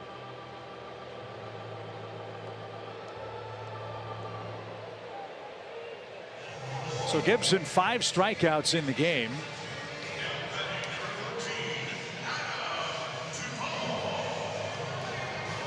See that, but the pitches thrown for Gibson there really made him work. His first game was April 9th. He struck out 10 Oakland A's that day. He struck out 7 in his last start against San Diego, got no run support and lost 2-0. He has struck out 5 tonight and trails 2-1. The moral of that story is sometimes not how well you pitch, but when. You run into a hot guy, and he's done that. He's faced Darvish, Scherzer, Buehler, and tonight Max Fried. But he's keeping the Phillies in the game. They're down a run. No balls and a strike for Duvall. And he shoots that ball the other way. There's a good approach for Adam. Right past a diving Rhys Hoskins, and Duvall keeps the inning alive. All the Braves hits, Jeff, are singles. Look, you don't mind this. Again, if he's going to throw that sinker and you're trying to stay on that slider cutter, shoot the fastball to right field. I mean, when you're not going good, those are free hits they're giving you if you can get the ball over on that side. And again, from a confidence standpoint, all it's going to do is build. When you keep looking up at the scoreboard, your average is going up, you're contributing, you're scoring runs. And now you got a single, you've already scored a run tonight. And you move the lineup to Dansby Swanson, who has an RBI hit. And he shoots this one past Bohm, who couldn't get to it. Now Atlanta's in business. Back-to-back two-out singles, and Acuna's coming up. Dansby's 2 for 2. Another one that Dansby got off the end a little bit, but was able to stay back enough. A tough play for Bohm at third.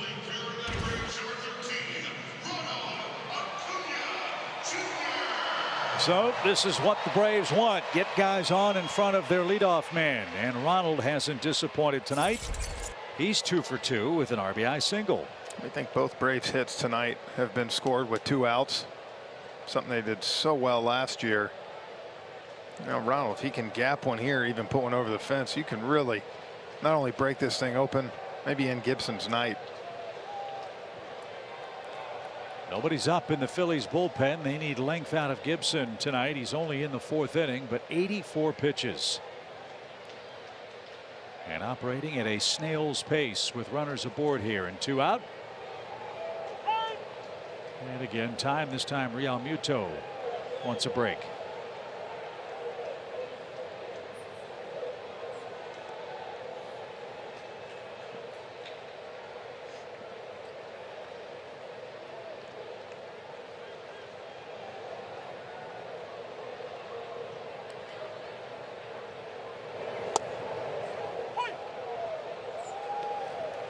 That is proof positive you do not have to throw 100 miles an hour to be effective in a big league game. That was what, 82 miles an hour, down and away, perfect pitch. And that's how Gibson gets into the count. Good take by Ronald. Not much he would do with that anyway.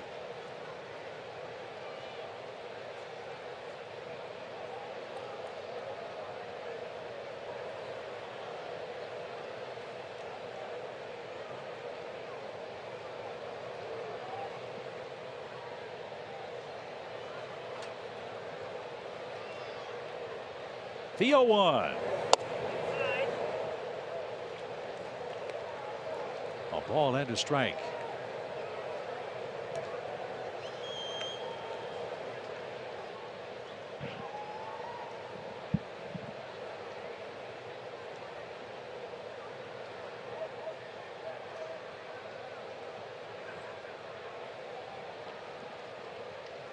Dansby and Duvall lead the pitch.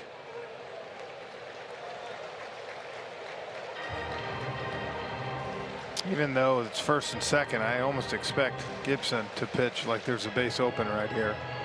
Can't imagine he's going to try to give anything over the fat part of the plate. Now action starts in the Phillies pen. That's James Norwood. And Jeff, to your point about 2-out runs, the Braves have 23 of those since May 13th. Thank you, Hal Galima. The pitch. He went around, 2 balls, 2 strikes. Got him a chase on a ball off the plate and low.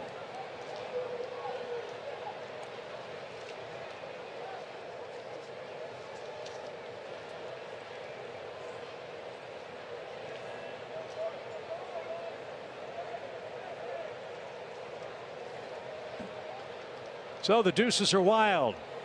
Braves have 2 runs. They have 2 on. They have 2 out. And Acuna has a 2-2 count.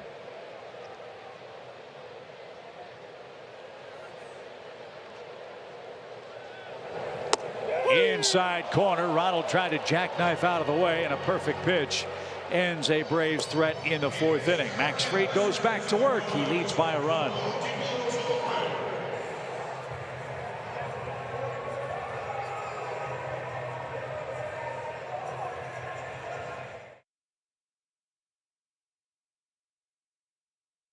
Truist Park is rocking again tonight. You see that on our Xfinity Live Look cam. Good matchup.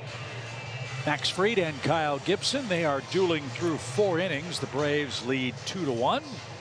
Max Fried has given up just 3 hits. Has retired 8 of the last 9 Phillies hitters. He'll have the bottom part of their order coming up in the 5th inning. It starts with JT Realmuto, then Johan Camargo, and Roman Quinn. That trio 0 for 2 with the RBI sac fly from the Phillies catcher, who takes ball 1. You wonder, Max is, this has been a long game for him for only throwing 6 pitches. Gibson, on the other hand, has been out there a long time. And you wonder, I asked you earlier, does a guy working slowly affect an opposing batter's rhythm? I wonder if it affects an opposing starting pitcher's rhythm too. Well, one thing we know about Max, he likes to get it. He likes to pitch. He wants to work quick. And tonight, for him on the other side,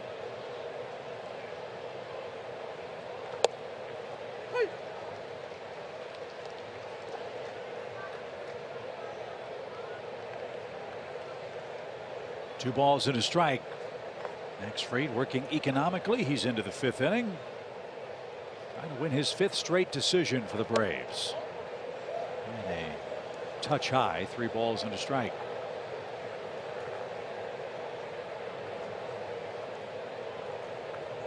Max has had impeccable control this year, just 6 total walks. Needs to throw a strike here to avoid adding to that tally. The pitch. And he popped him up. Ozuna and Duvall, who wants it? It's going to be Adam, and he's got it. Nice comeback for Fried. Realmuto flies out, 1 away in the 5th inning before Johan Camargo bats. Here's a quick word from Zaxby's. It's the new Signature Club with bacon and cheese, remixed by Zaxby's.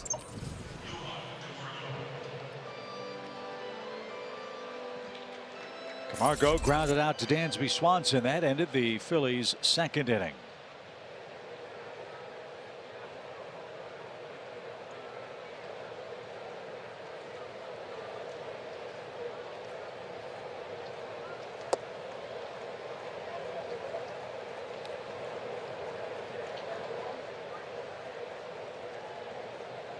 If you didn't see it last night, Camargo picked up his World Series ring from the Braves before Game 1 of the series. And when all the new guys being former Braves on their new team come to town, they all had the same reaction. A beaming smile, and then B, they put that ring on and they show the camera. Yeah, I know Snit was really excited to give him his ring last night. Great to see the former Braves back in town as Max turns it loose, and that's poked to the right side. Ozzie to his left. Camargo is going to dive in at first, and he's out.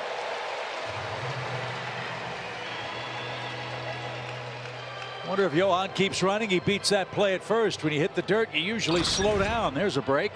I teach at a very young age to run through the bag. It's always quicker. The only time you ever like to see that, Chip, is when there's a ball that takes you into the throwing lane or high. You got him. See him slow down. Yep. Roman Quinn, the hitter, and takes a strike. Mentioned last night, this is a really talented kid for the Phillies. Hate to see young players get hurt, and he's had a litany of injuries in his professional career. Most notably Achilles injuries, something Mike Soroka knows a thing or two about. Good to see Mike getting work in the Braves bullpen, ramping his activities up. Next on the list will be fielding work, and then hopefully soon down to Northport to start pitching in games. Yep. Oh, that'll be a sight for sore eyes, getting Mike Soroka back. The pitch is low and away. 1 ball, 2 strikes. In the Braves' 5th, the 2-3-4 hitters will be coming up. Braves enjoy a 2-1 lead.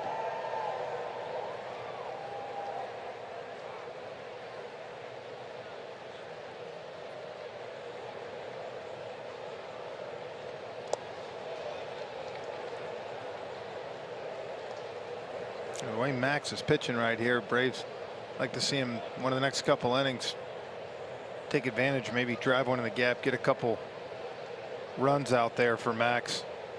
It's in a nice groove.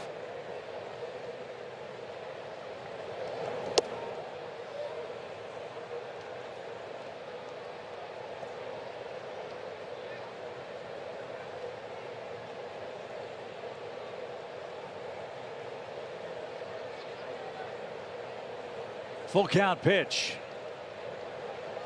And he came back to strike out Roman Quinn with his 69th toss of the game. Third strikeout for Max Fried. A 1-2-3 fifth inning. He enjoys a 2-1 lead here on his home mound in Atlanta.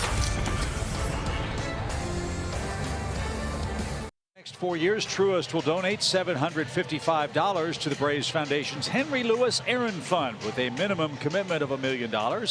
And here's an update. 52 homers have raised over $39,000. Let's add to that tote board tonight, shall we? Right guys are up 2, 3, and 4 for the Braves against Kyle Gibson.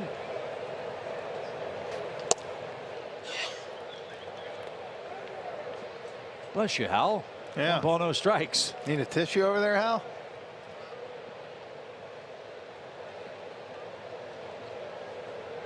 That was a big league sneeze, man. Awesome pitch. Inside. Ball 2. Is it still allergy season? Is it still? Yeah, we're on the back end. On the but back we still end. got another couple weeks. 2 balls, no strikes.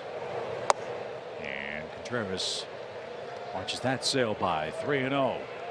Phillies had the bullpen up last inning offensively for the Braves. They're starting to stir again.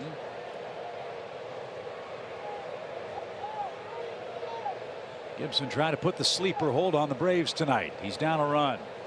And Contreras got the green light. 3 balls and a strike.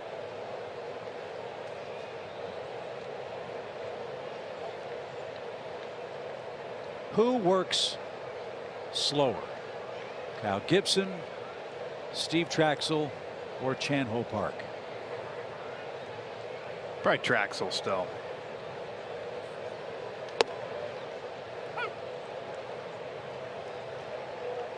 But they're close. They're close.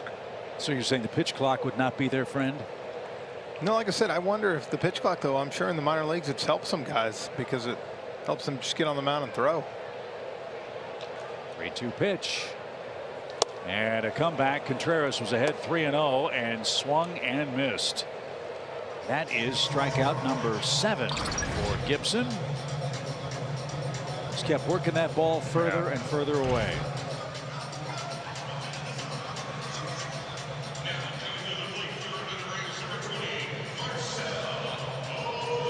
Here's Ozuna. 0 for 2 tonight, trying to keep alive his 10-game hitting streak.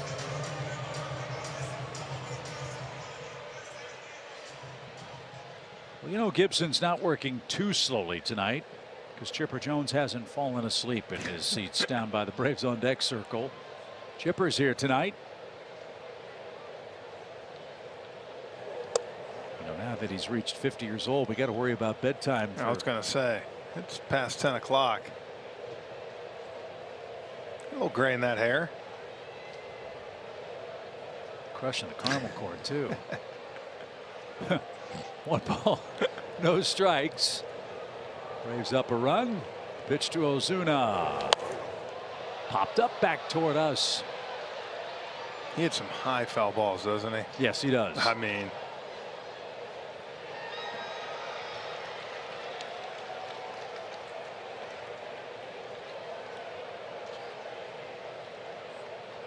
I think that fan that made that catch was from Chattanooga. Love it when the fans from Tennessee come down to see us play. 1 ball, 1 strike. The pitch. Moved him off the plate. 2-1.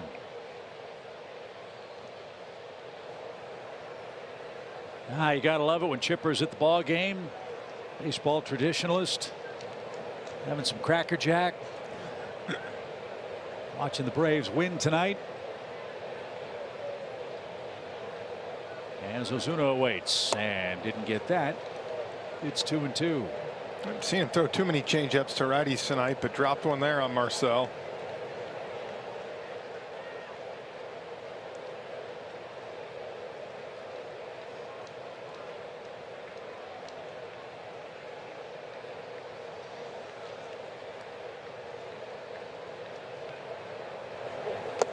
Now full count. I'm guessing, Jeff, at this point 100 pitches, and look, it's not an automatic hook for a pitcher to get to 100. But this is where managers and pitching coaches pay close attention, especially in a close game. Ideally for the Phillies, they want to get this man through the Braves' 5th inning. I would think if he gets Marcel, you're going to let him try to get d'Arnaud. If Marcel gets on, this could be the end. Here comes the payoff. Whacked foul past third.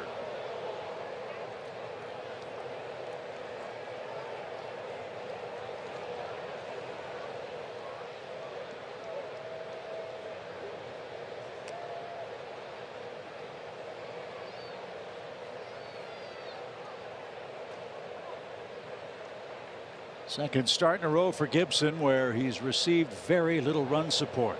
It's because Max Fried has been a little better than he. The Phillies have 1 run on 3 hits. They'll send the top of their order up for a 3rd time through the order in the 6th inning.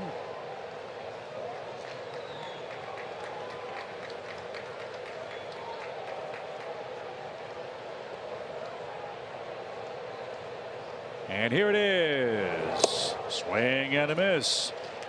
He struck out 3 in a row and 8 in total tonight. 2 outs in the Braves' 5th inning. Fans, the MLB Ballpark app will complete your next visit to Truist Park. Buy and manage your game tickets, unlock offers, access exclusive content, and more. Download the MLB Ballpark app today.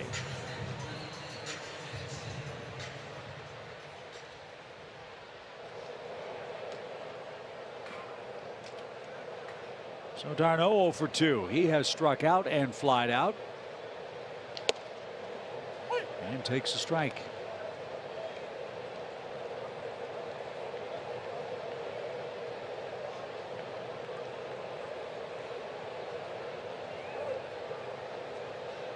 It's not summer yet, but this is one of those lazy, hazy games. Their offense has really generated an awful lot. The Braves have 7 hits. They're all singles. Both runs came in the 2nd inning, as did the Phillies tally. That was a bad luck frame for Max Fried. A broken bat infield hit and a sacrifice fly. Put the Phillies in front. But Max Fried has dazzled. He is retired now. 11 straight hitters. That's not right. He's retired 10 of the last 11 hitters for the Phillies. But he'd like a little more wiggle room here. He's got a 2-1 advantage. That one squibbed up the middle. Camargo a late read, and he flips and fires to first in time, and the Braves are out in order in the 5th.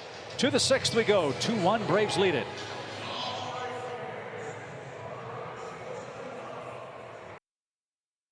Park boasts uninterrupted views behind home plate. It was renovated last year and features plush velvet seats at Mr. B's Bourbon Bar and sushi and pizza concepts. You'll be coming back for every game. It even has its own private retail store. Join the 2023 Xfinity Club priority waitlist at braves.com/premium and be the first to know when space is available. 6th inning for Max Fried. He will face the top 3 Phillies hitters with a 1-run lead.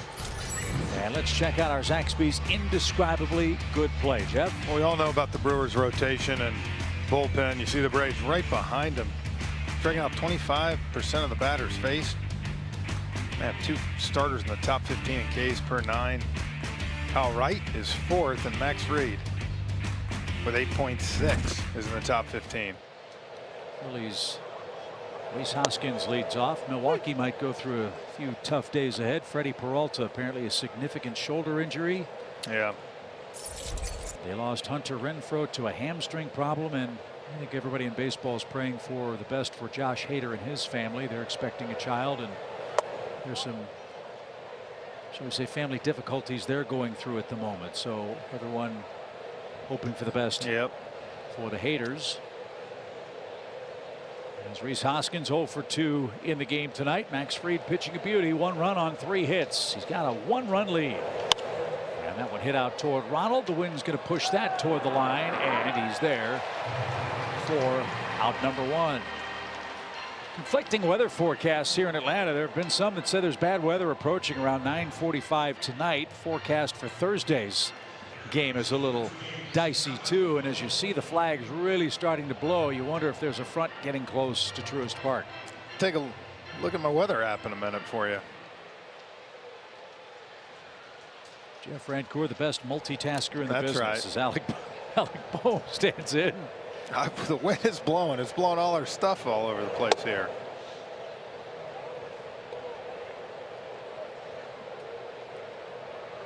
Look at the umpire pants behind home plate. Look at our camera in center field trying to hold position. It's a wild ride at the moment.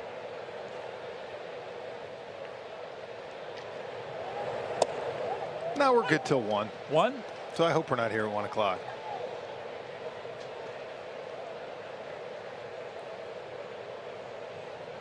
I should be fine for morning golf, so everything's working out good. Lord A couple knows more that's, runs. that's the most important thing, right? 1 ball, 1 strike. Base is empty for Bohm, and that one's golfed toward the gap in left center and will get down for an extra base hit. Duvall couldn't cut it off. The ball dies up against the wall, and Bohm will play it safe. He'll stop at second with 1 out, and here's Bryce Harper.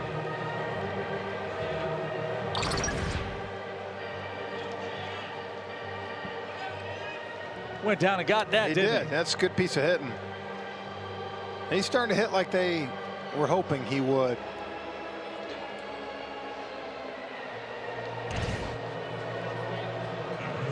.103 in the gap. See what Bryce Harper decides to do here will be interesting. He's gone after the first pitch both times tonight. Harper is 0 for 2. And in a spot where a single might tie the game. And that's going to get Bohm to third. Off the catcher's glove. Darno can't corral that. We'll see how that's scored. That hurts. Now a fly ball could get it tied. He's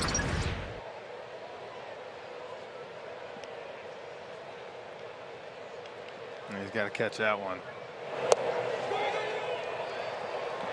So a pass ball puts Bohm at third base. Now with that big breaking ball from Fried, anything in the dirt, Darno's got to block it. He's down on a knee. With the infield in, the pitch. Line drive, and we're tied. So it's the second pitch for Bryce Harper. He's thinking about 2. He's going to run on Ozuna, and he's going to hustle in safely.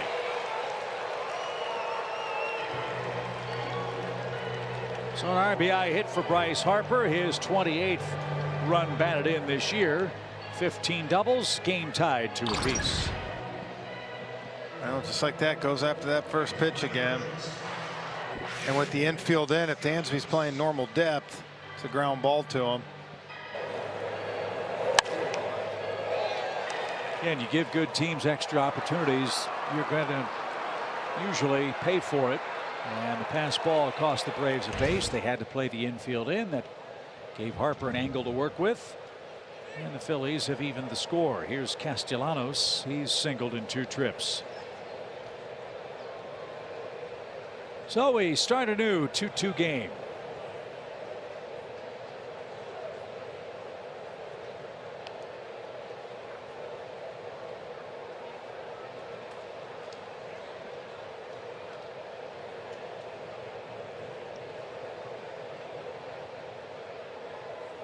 Castellanos wears out left-handed pitching ordinarily, but Max Fried no ordinary southpaw.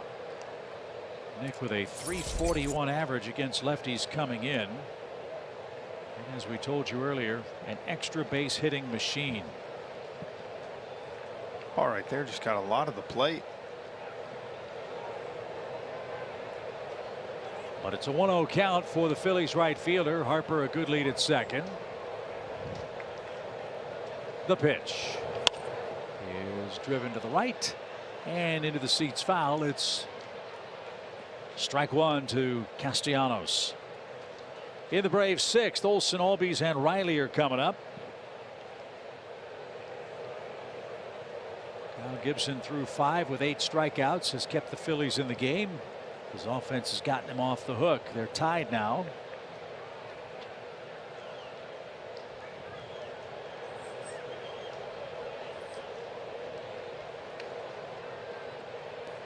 Infield back as the pitch to Castellanos is driven toward right. The wind's going to push that into the seats again.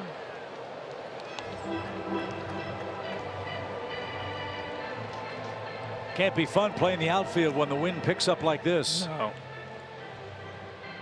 Usually if you're seeing balls over there kind of come back in play. The wind's just pushing that dead right now.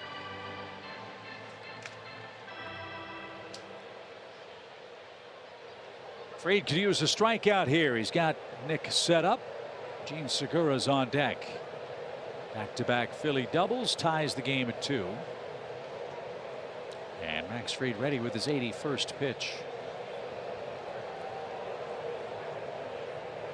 And here it is. Nope, he's going to fake toward second.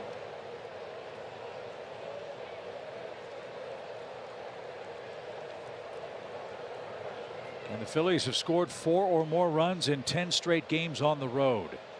Max Fried has been dominant. He's given them just 2. As he pitches on into the 6th inning.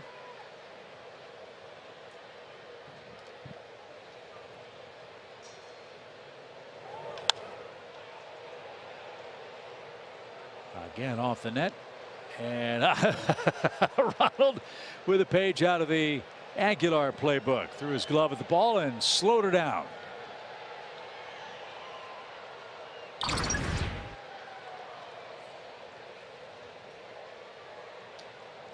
Or missed. Might have had a little bit of the ball. Slowed it down just a touch. Crowd quiet as Max Fried ponders his next. Harper again leads at second in a 2-2 game.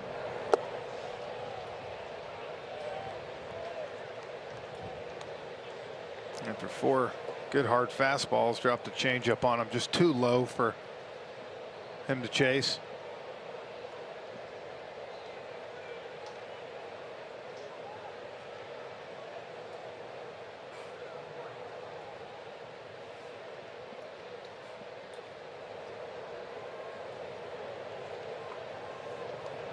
Now Fried takes a little extra time with his 2-2 decision. Here it comes. Struck him out. Curveball. Perfect time to show him that. And that's a big second out. Oh, what a beauty. And that's a pitch that I think we can agree on, Chip, that Max used to use so often. And now you see after 4 fastballs on a changeup, you drop it, you get the looking like that. He's not ready for it. Yeah, that was the key. Everything hard with the exception of the change, and then boom. Drops that in beautifully. Now Segura hits. He singled, scored, and flied out.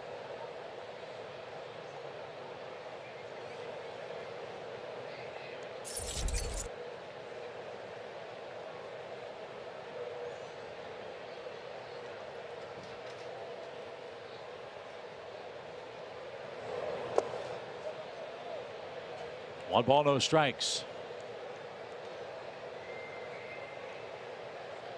There's action in the Phillies bullpen. I'm guessing with this long inning and the heavy, stressful workload of Kyle Gibson that Joe Girardi's going to go to his bullpen. Yeah, up over 100 pitches now. Imagine we'll see him make that change. Norwood is up and throwing again. Wind continues to gust briskly toward right for Gene Segura as Fried comes set with his 1-0 pitch.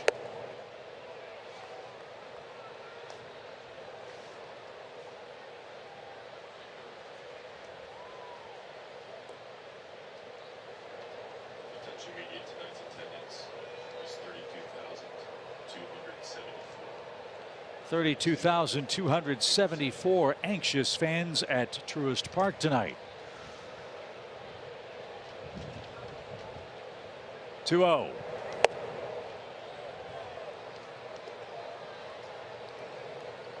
You've got the lefty-lefty matchup with Schwarber if you want it. We know what Segura has done to the Braves. It's a 3-0 count. Old Glory and the World Championship flag starched, and the Braves have made their decision. They won't pitch to Segura. He didn't get himself out. He'll be intentionally passed, and the Braves will go after Kyle Schwarber.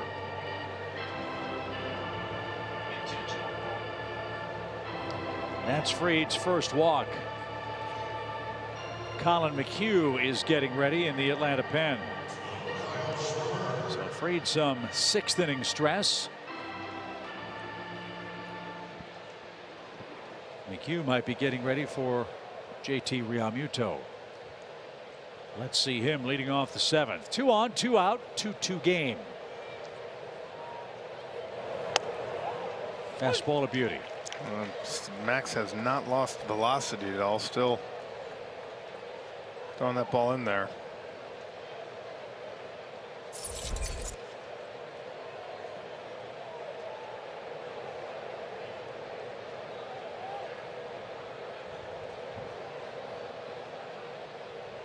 No balls and a strike. Now he's got him set up.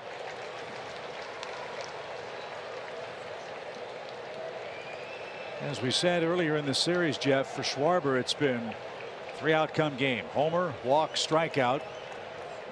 Now Galima tells us that Schwarber's hitting 105 this year with 2 outs and runners in scoring position. It's a difficult stat to come through, but still, that's a very low mark. Max will try to lower that in this spot. He's way ahead in the count. Lefty versus lefty. Harper at second. Segura at first, and the 0-2 pitch. That got away from d'Arnaud and will ricochet all the way down the third base line, nearly to the third base bag. Holy smokes, I don't know if I've seen that in a long time.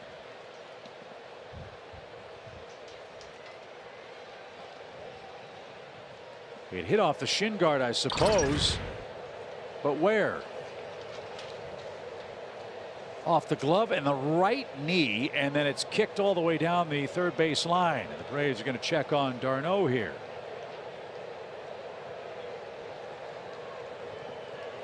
And that ball must have had a lot of late cut or movement to it. Again, he was reaching to his right. It hit him in the right knee. So another pass ball. 2 in the inning. And the runners move up. Another ball in the dirt. You got real problems here. Yeah. Another ball at d'Arnaud. I don't know, like you said, if that had late movement or just missed it. Either way, the Phillies have 2 in scoring position now. And a 1-2 pitch. But Harper dancing at third. Here it is. Popped up behind the plate, but into the Truist Club seats. And that's such a big play, as was the earlier pass ball in the inning. Forced the Braves to play the infield in. Harper smashed a ball that in an ordinary spot Dansby would have made the play on. You get the second out, runner at third, you still have the lead. Now with this pass ball, you have the go-ahead run 90 feet away, and it might take away one of Max's big weapons, that curveball down and in the dirt. So your options really are limited. Let's see what he does here. 1 ball, 2 strikes. Here it is. We'll do it again.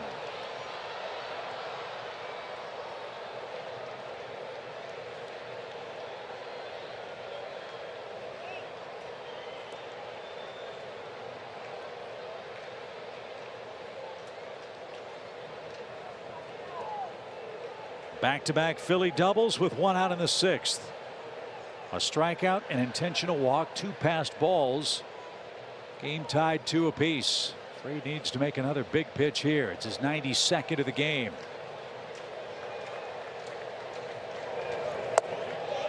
Didn't chase it. It's 2-2. Again, Schwarber can hit it a mile. He'll swing and miss with the best of him, but he'll also take a walk. Saw that last night. The Phillies were a very patient bunch.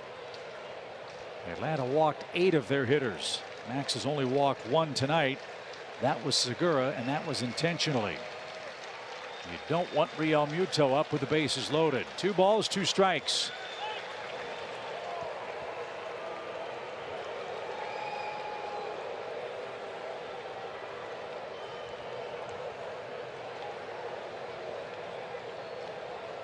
Every pitch for Fried and Gibson tonight. So much tension.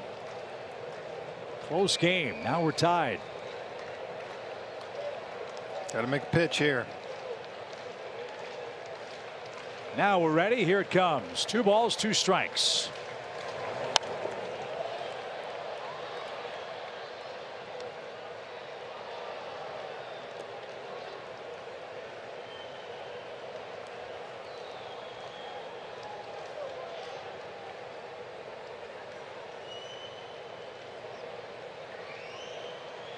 McHugh is ready if needed.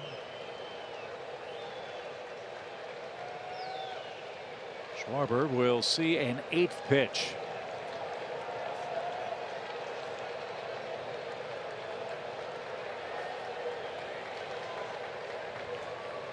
The lefty ready. Here it comes. Full count. So he straightened him up inside with a fastball. He's not been afraid to throw the changeup inside to left-hand hitters in recent days, Jeff. He still has the slider and the curveball. What would you suggest here? Well, last time up, you got him on the off-speed pitch away.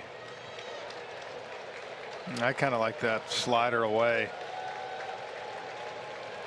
Riley's off the line at third. Dansby up the middle at short. Normal positioning on the right side.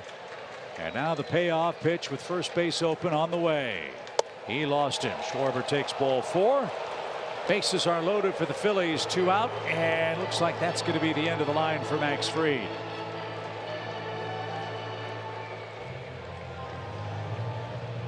So the Phillies get a couple of doubles, a couple of walks. They will have the bases loaded, 2 outs, and Colin McHugh is getting ready in the Atlanta bullpen.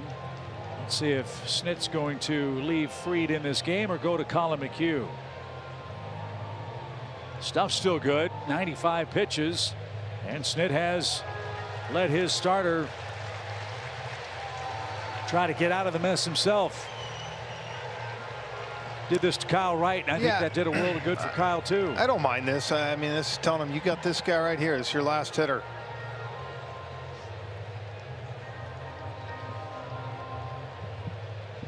Twice tonight, Chip, he's got him out on a fly ball to center field. Of course, the first one was a sac fly in the 2nd inning. Well, plenty of fuel left in the tank for Fried. The last pitch he threw was the hardest and fastest of the night. What we haven't seen from Max is getting ahead of hitters this evening. Yes, he's only walked 2, but he's thrown strike 1 to 11 of 24 batters. Needs to get ahead of Real Muto here. A Philly at every base, 2 outs. That one got away, but not far enough. Ball 1.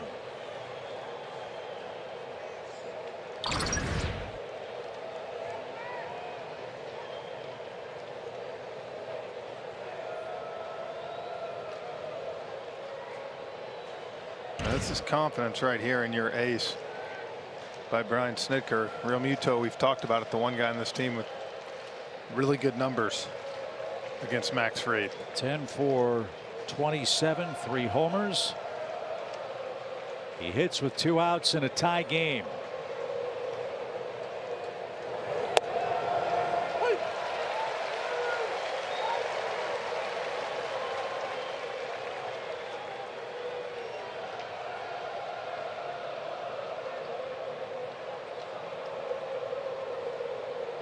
Fans chopping and chanting, trying to get Fried through the 6th. A ball and a strike. Now he's got him set up late on a fastball. 95 on that one. Well, that's the thing. I think if you're Snit and Cranny, when you're sitting in there wondering, do we let him go after him? You look at stuff-wise, and as you said, still high velocity. And you talk about blowing the roof off this place right here. If you can get this third out. This is what you let your aces do. Yeah. You let them decide their own fate. 1 ball, 2 strikes.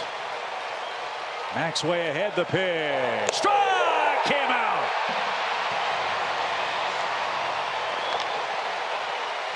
Perfect time for 97 up in the zone. The Phillies tie the game, but Max Fried slams the door and says no more. Home 6th coming up. 2-2 game. Manager certainly looks happy, and as we move to the bottom half now, tied at 2, it'll be Matt Olson leading things off, still searching for his first hit tonight and really just trying to find that early season form. And we saw Matt Olson out here earlier today taking early BP, and hitting coach Kevin Zeitzer standing by watching closely. As you can see there, he videotaped him with his cell phone actually from the side just to try and get a different angle. And Zeitz told me, you know, they're just really working on cleaning up and simplifying a few things, specifically the hands. Matt just has a little too much extra stuff going on, making him late right now. But Zeitz believes he's really close to putting it all together. But Frenchie, what I thought was interesting was to hear him say when guys are really grinding mentally, which he believes Olson's doing right now, it's funny how things will break down physically or mechanically sometimes. And of course, the only thing that breeds confidence is results. So he's trying to really reinforce with Matt, whether it's the work ethic or the back of the baseball card right now, all kinds of positives to try and get him going. Yeah, I agree, Kelly. And I think more than anything is, you know, I've been watching Matt and seeing those hands, Chip, to me, drifting forward a little bit. And then it's causing him to kind of rush to get it back. And so he's late on the fastball, early on the off speed. And if you remember the first 2-3 weeks of the season, how easy and smooth. You even said it to me up here a couple times in booth. It's amazing how quiet he is. So I think for him trying to get back to that. And as Kelly said, Zeitz, I think so it's a twofold. As a hitter, all of a sudden, if you get some extra work like that and you start to feel good, even if it's a small mechanical adjustment, from a mental standpoint, you start to feel like, okay, now I'm in a good spot and I can go. And, you know, I had a chance to talk to Matt today. He's frustrated. He wants to produce. But I think sometimes you can't force the issue. You got to let it come to you. And that's what he did so good early in the season. When's the last time we've seen him drive a ball to left field? No, not often. And that's my point. He's late on the fastball until he's early. Whereas I think for him, he's always had those hands out like that. But now watch, it goes back. It's smooth. And then he's been able to unload. That ball's above the zone. And look, he's going to hit. And he's going to hit for power, and he's going to, you know, get going. But I think it's like anything for him, it's frustrating because it's happened at a time where the Braves offense is struggling. Well, one swing would change that as he took a shot at left here off James Norwood, the former St. Louis University Billiken, former Cub and Padre, pitching for the Phillies. Here in a 2-2 game in the 6th inning. Gibson went 5, 7 hits, 2 runs, 8 strikeouts. And high, ball 3. And to your point about Matt Olson, first 15 games were a dream 2 weeks, hit 389. And the problem was he had nobody on base to drive in. Right. Remember when he was hot, and then all of a sudden all these guys start coming up and you try to do too much. So he's moved from the 2 spot to the 5th spot on today's lineup card. And there's a ball hammered down the line. Did he keep it fair at the pole? He hit the pole. There you go. Matt Olson breaks the tie with a line drive homer to right.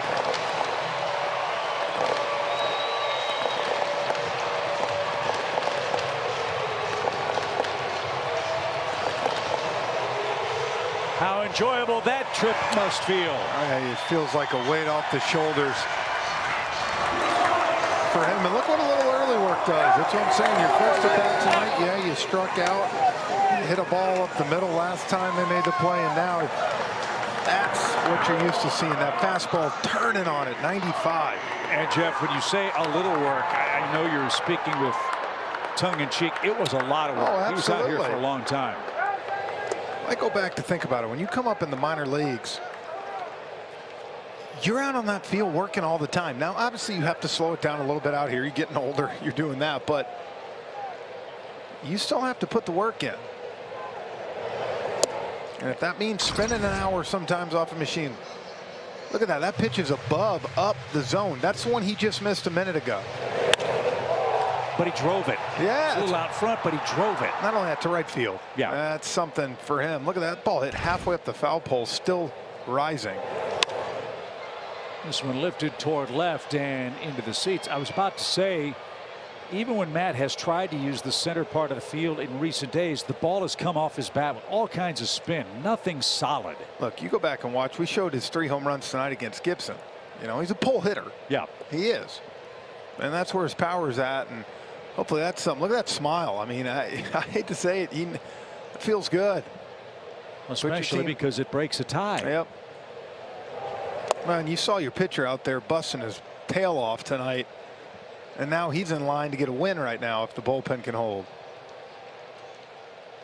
And so you like the way the game sets up for the Braves. Innings 7, 8, 9. They lead 3-2 on a Matt Olson solo home run.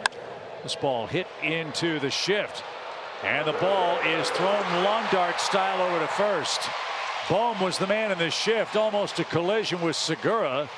They were too close together. And Alec, from the seat of his pants, all he could do is trickle that ball to first. An infield hit for Ozzie. And another look at Olson's home run. The hands get back. The foot's down. He's on time. Look at him standing tall, hitting through the ball. Beautiful swing.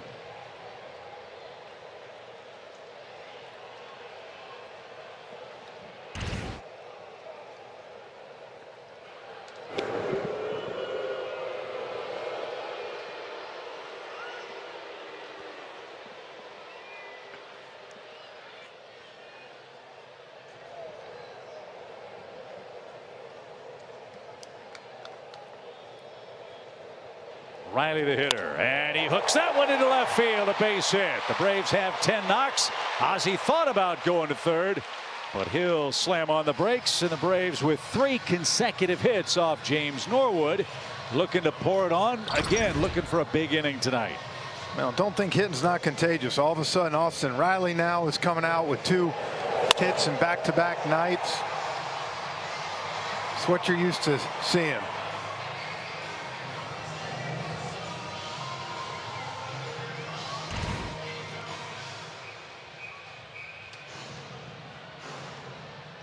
Caleb Gothen trying to settle down Norwood, who hasn't retired a hitter. Let's pause for a quick message from Marietta Toyota. In Marietta, businesses come and go, and some remain and grow. Visit us at MariettaToyota.com to learn why it's always better in Marietta. All right, let's drop the hammer now, huh? Braves lead 3-2. Let's give Max Fried a big cushion for the final 3 innings. Matt Olson off the schneid. Look at Kevin Seitzer. He was out there with all that hard work too. And let me tell you something. When things are a struggle for an offense, that hitting coach, his assistants live and die with the results too. And Kevin has to be happy with the approach tonight. 3 runs on 10 Atlanta hits. More action in the Phillies bullpen, as Norwood having trouble throwing strikes. And what strikes he is throwing, the Braves are smashing them. 3 straight hits to start the home 6th.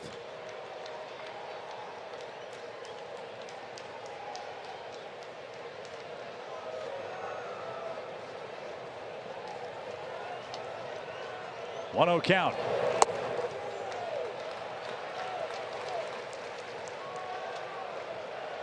Look, Seitz is a hitting coach. That whole crew. You want to come get early work at 2 o'clock? They're ready to go. And like you said, seeing that early work and then seeing that pay off. And now you're really about to get this guy in a hole here. Yep. Andrew Bellotti is getting ready in a hurry in the Phillies bullpen. That has been the theme for the Braves head-to-head with Philadelphia. If you can outlast their starters, keep the game close, or have a lead, you can take advantage of their relief corps. 3-0 count. Got the green light. Braves have swung a lot 3-0 tonight. Acuna's done it. Contreras has done it. Now Adam Duvall has done it. Sometimes you got to swing your way out of a slump. And Adam's still way ahead. 3 balls and a strike. Matt Olson, a leadoff home run.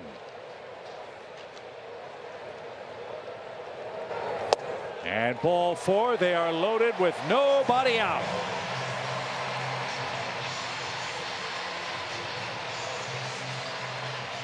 So the stage is yours, Dansby Swanson. He's our field coverage brought to you by Liberty Mutual. Yeah, he's absolutely crushed the Titans. 364 in 42 career home games. See that, 26 ribbies, 29 runs scored, 22 extra base hits, averaging 1 every other game. So Norwood faced 4 hitters, couldn't retire 1 of them. Andrew Bellotti is going to inherit a ginormous mess. The Braves have the lead. They've got the bases loaded. Swanson, Acuna, and Contreras are coming up with a chance to blow this baby open in game 2. Your local Ford dealer. Delta Airlines. Keep climbing. And by Truist. When you start with care, you get a different kind of bank. Braves have a chance for a gigantic 6th inning. They've got the lead on a Matt Olson home run. They have loaded the bases. There's nobody out. And you've got Dansby Swanson, Ronald Acuna Jr., and William Contreras lurking against Phillies right-hander Andrew Bellotti. You got him right where you want him. You got 9, 1, and 2 coming up with the bases loaded. Worked an inning, give up a hit, no runs against the Dodgers. Getting a lot of new look pen guys too for this Phillies team. It's kind of been a revolving door, Chip, the last 2 or 3 years, trying to find anybody that works. Well, the great chance for the Braves here, Jeff, just make contact. Yep. Put the ball in play. You might get 1 or 2 runs. Even by making outs. Don't want a double play, obviously. And you've got Dansby, who's 2 for 2 with an RBI. Bellotti, a well-traveled man, 30 years old, out of San Diego, California, has a big mess to try to clean up. And smart by Swanson. Guy might be a little nervous. Makes him. Absolutely. Yeah, right now, you've got him on the rope out there.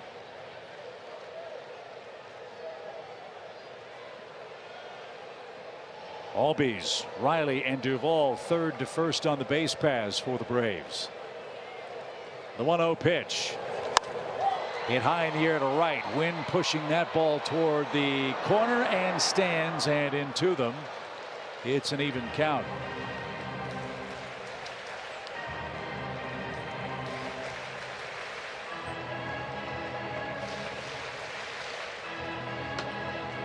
Bellotti signed by the Phillies right before Thanksgiving last year.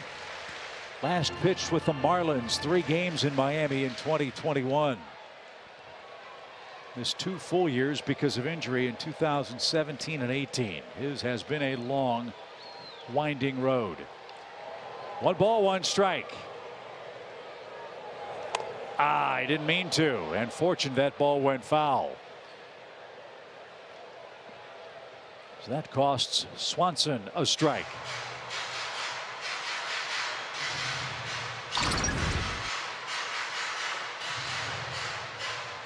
Yeah, the old stop check swing, but luckily for him, as you said, it went foul. Give him new life.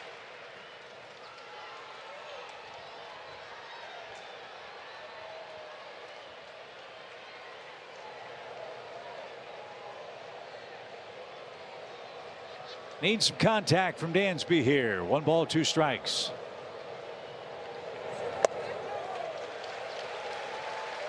You can see the pattern. Yep. Phillies have seen Swanson a ton. When he's going good, that's the pitch he just spits on, as he did here for a 2-2 count.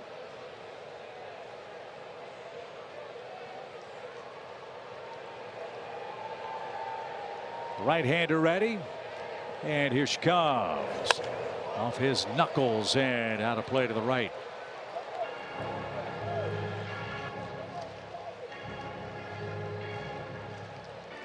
Gibson, Norwood, Bellotti for the Phillies. Max Fried has gone 6 for the Braves. Biggest play of the game. Struck out Real Muto with the bases loaded to end the top half of this inning. Now the Braves trying to pour it on with 3 runs, 10 hits so far.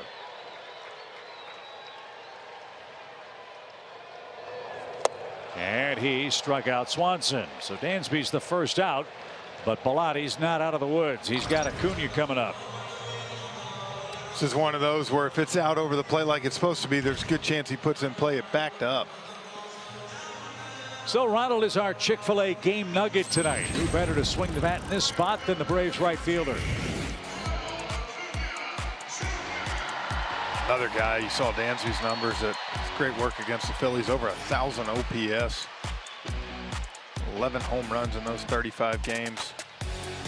30 runs.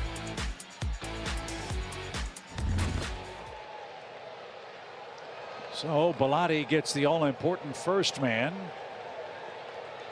But still only 1 out. Beware the first pitch.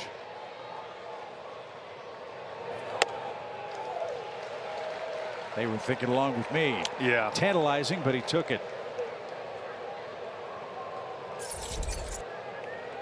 2 slams for Ronald. Will take a hit of any kind here in a 3-2 Braves game.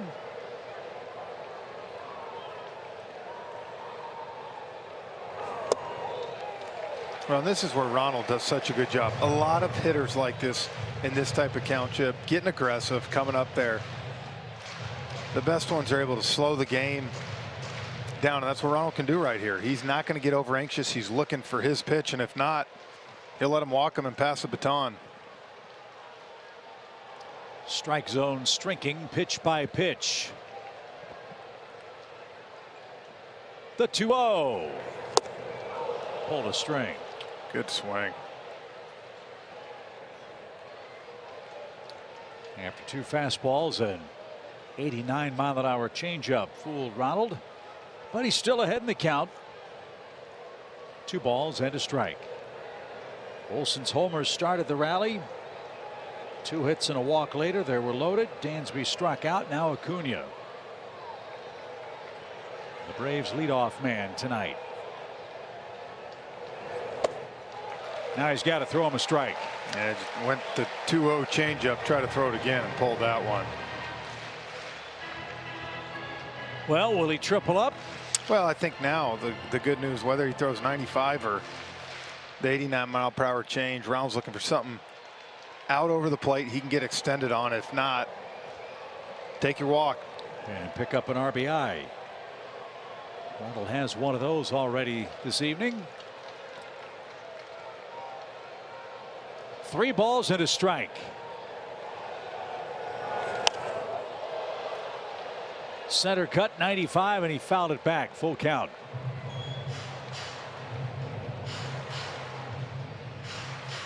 So here's a huge pitch in this game. Does he throw the fastball? Does he throw the changeup? And do the Braves add to their 1-run lead here?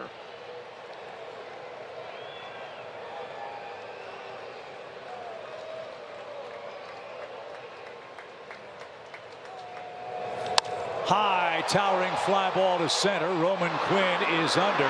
Ozzie at the third base bag. Quinn catches it flat-footed. Ozzie's coming home. Here comes the throw. This one's going to be late. It gets all the way to the backstop and no further advance. Great tag, and Ozzie hit the afterburners. Sacrifice fly for Ronald. A 2 RBI night and a 2-run Braves lead.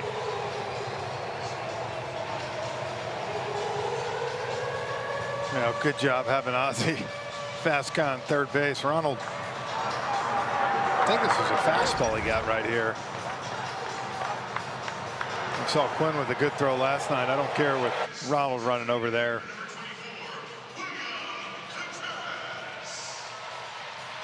Not an easy catch with the wind blowing like that. You could see how Quinn had to adjust at the last moment. The Braves make contact, cash in one more run, and now Contreras the batter. 2 RBI night for Acuna. He has 7 of those on the year. Let's see if Contreras can do some damage. He's done a lot of that in his young career against the Phillies. So a little bigger lead for Max Fried. He enjoys a 2-run advantage. Phillies will have their 8, 9, and 1 hitters coming up in the 7th. Will Smith is getting ready in the Braves pen. The pitch. He went around. Contreras wasn't sure about that. A ball and a strike.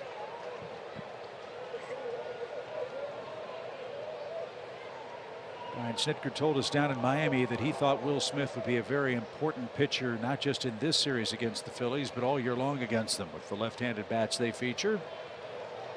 So he should be fresh and ready to go here in game 2. 1-1 count. And that's the pitch. If you're Contreras right here, remember in Miami, BJ talking about how much power he has to right center. You've seen how they're trying to get you away tonight. Either fastballs or sliders away. So look for something right here out over the plate and try to hit that right center gap. And the jet stream. Yep. It continues to blow out toward the chop house where we will be on Friday night. 2-1. Tell you what, if this guy gets out of this mess allowing 1 run, that would be very impressive work. He's a strike away from that.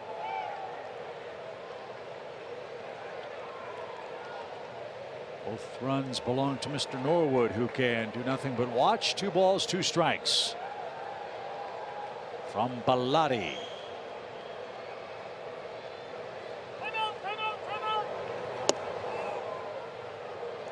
A lot of hitters step out tonight. A very deliberately paced game.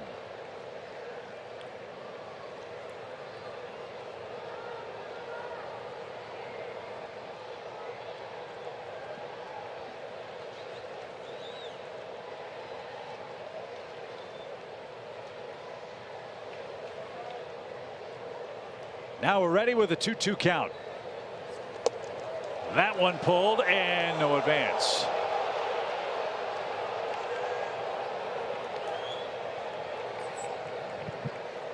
You're already in scoring position. The old adage, don't make the third out at third. Might as well play it safe. I'm not sure he would have gotten there anyway if.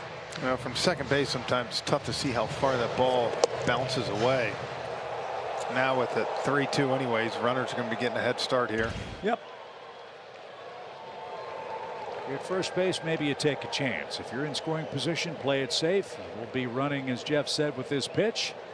3-2, 2 outs for William Contreras, the Braves DH. And here it is. Strike 3 inside corner. Contreras couldn't pull the trigger, and the Braves settled for 2 in the 6th inning. Matt Olson hits the foul pole in right. That broke a 2-2 tie. The Braves add an insurance run, and to the 7th we go. It's 4-2 in game 2. Story and Kike Hernandez are going hot for the Boston Red Sox. First inning, Kike Hernandez goes deep against Chicago, and then Trevor Story has hit his 6th home run in his last 5 games for Boston. Trevor Story and the Red Sox frolicking in Chicago, a 13-2 lead. Here it's a little tighter in Atlanta. The Braves lead 4-2 in the 7th inning. And Will Smith is on in relief of Max Fried, who went 6 innings, 5 hits, a couple of runs, 2 walks, and 5 strikeouts. Will Smith has been dominant against the Phillies, Jeff, and that's why Snit wanted to save him down in Miami and make sure that he was as fresh as possible, especially with another lefty unavailable for this series, that being Tyler Matzik. Yeah, and you know, this is the part of the bullpen you want. You got the 4-2 lead now, and you see Will too. Not only that, good numbers against Philadelphia. So Max Fried is in line for his 5th win if the Braves can get 3 more outs. 99 pitches for Max.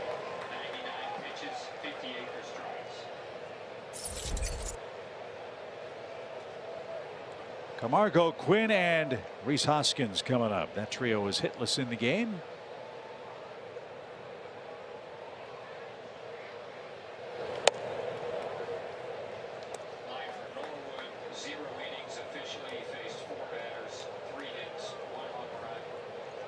Two runs for the Braves in the second, 2 in the sixth. The Phillies got a single tally in the second and sixth as well.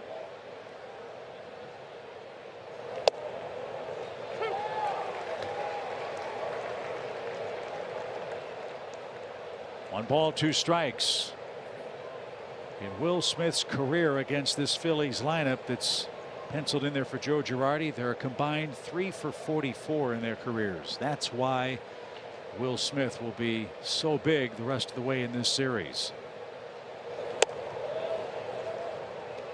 And now 2 balls, 2 strikes.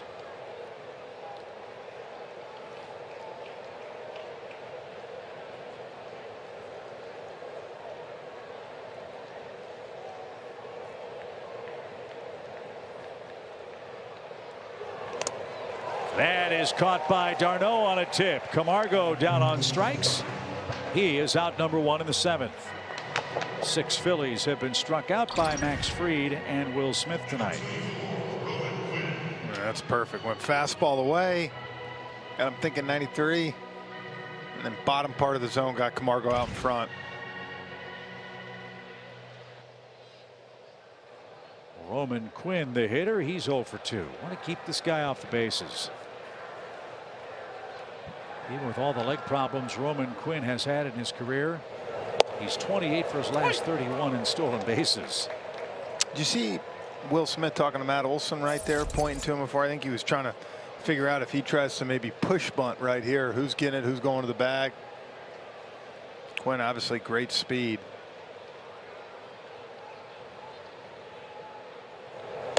Surprise more guys with speed like Quinn's don't try to bunt more, especially with all the defensive shifting we see in the game. As you said earlier, you get it down in a good spot, it's almost a guaranteed hit. The Phillies need base runners. Down 2.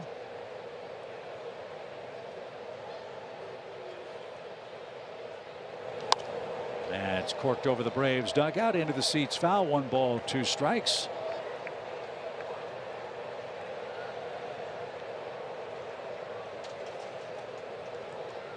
Hope you'll stick around for the stretch presented by Georgia Natural Gas.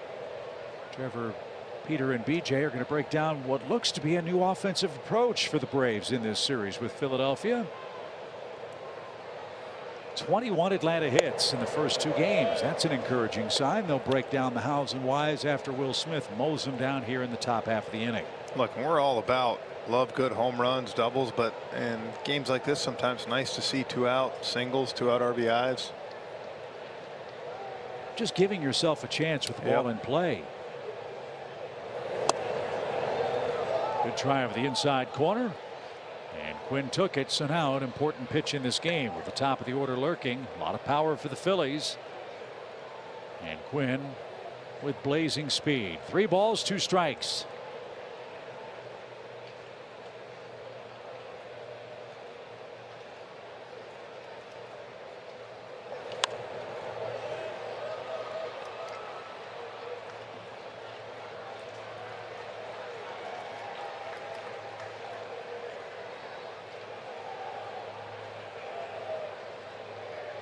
Rhys Hoskins is 0 for 3. He's waiting next. Phillies have just 2 runs on 5 hits tonight. Quinn awaits the pitch. Here it comes. And Smith lost him. A 1-out walk. So 3 of the last 5 Phillies hitters have been walked. 1 of them intentional. And now you face Hoskins, who could tie the game with a home run. He's hit 7 of those on the year. Yeah, just missed on, like throwing the fastball there, just missed in and up.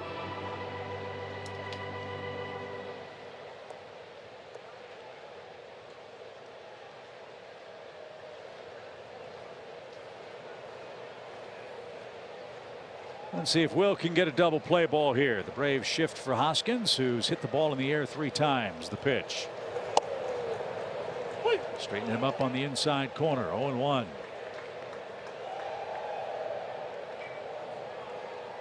Game 3 tomorrow night. Charlie Morton, Rangers Suarez square off.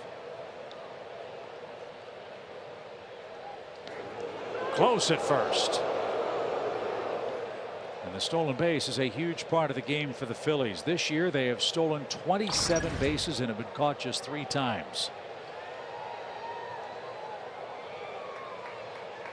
With the wind blowing hard from left to right, it's going to take a titanic clock to get it out, you'd figure. For these right-hand hitters, the pitch.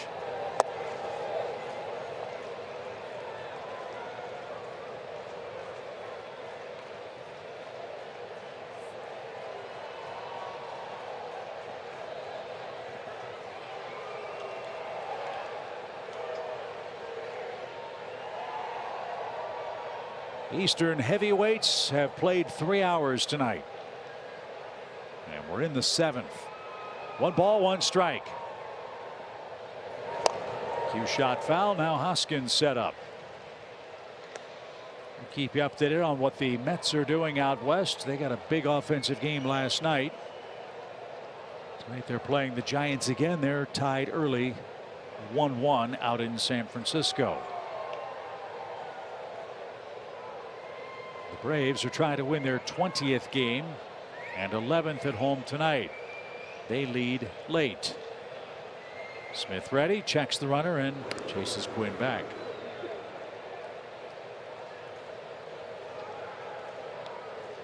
One advantage to neutralizing the running game for the Phillies. You've got a left-handed pitcher on the mound in Smith staring right at Roman Quinn. And Darno's done a much better job of making strong, accurate throws to second. Not going. Pitch. Almost hit him. 2 balls, 2 strikes.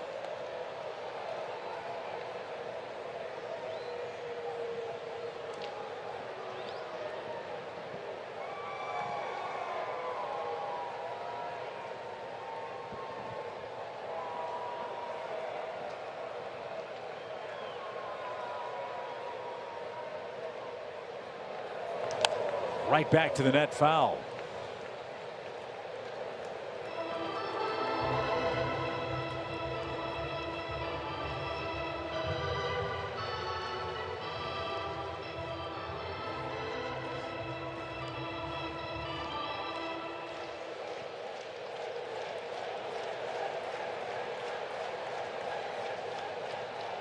Every sequence has such weight in a 2-run game. 2 balls, 2 strikes. Quinn leads at first. Not going. Didn't chase it. We saw this last night. The Phillies have been very disciplined for the most part at the plate. They make the Braves throw pitches. They certainly made Tucker Davidson do that. And Will Smith now with back-to-back full counts.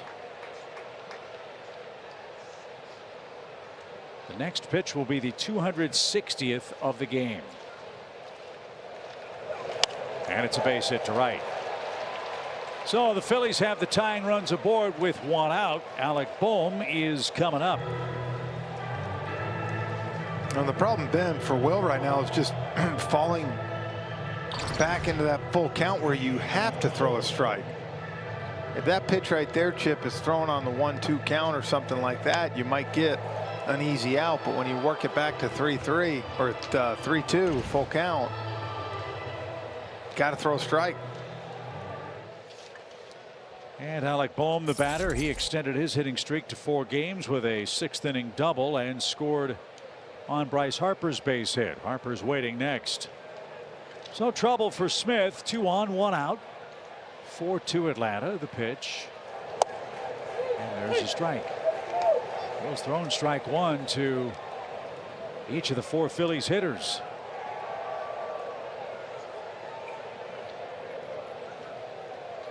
He's got 1 strike 3. That to Camargo, who swung and missed.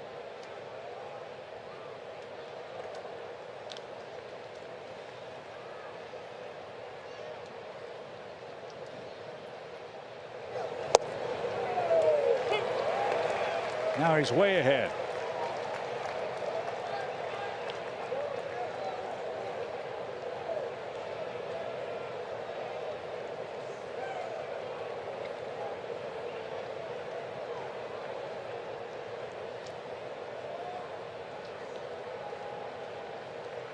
Big leads at first and second. Smith checks Quinn. And Bohm swung over the top of that. He can't make contact. Strikes out for the second time. And Will 1 out away. But now it's Bryce Harper. And when you get ahead, then you can get him to expand, and that's what he was able to do in that sequence. Bohm left shaking his head. And this is why, again, you want Will Smith in the game. Bryce Harper has never recorded a hit against Will Smith. He's 0 for 12.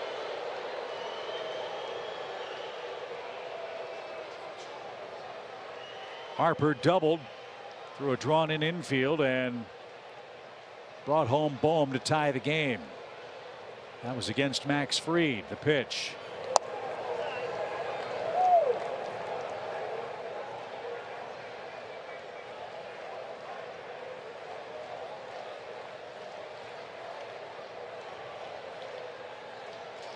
It isn't always routine with Will, but it's always exciting. 2 on, 2 out. Harper with a big shift on. The pitch. Line drive. There is that first hit. Quinn's going to come home and score. And Ozuna throws back towards second, and wisely and luckily Dansby was paying attention. First hit for Bryce Harper against Will Smith makes it a 1-run game. They cash in the 1-out walk.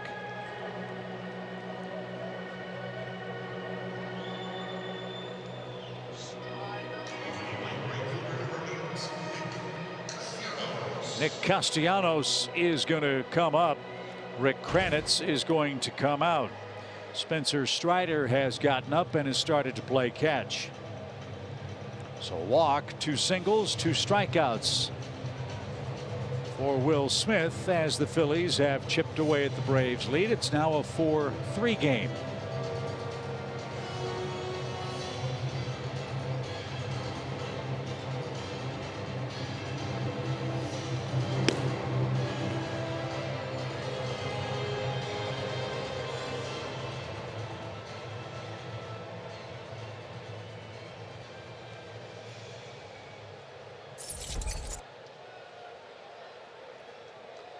So Castellanos with a 4th inning hit tonight is 1 for 3. As we told you, he punishes left-handed pitching. Tying run at second, Harper at first.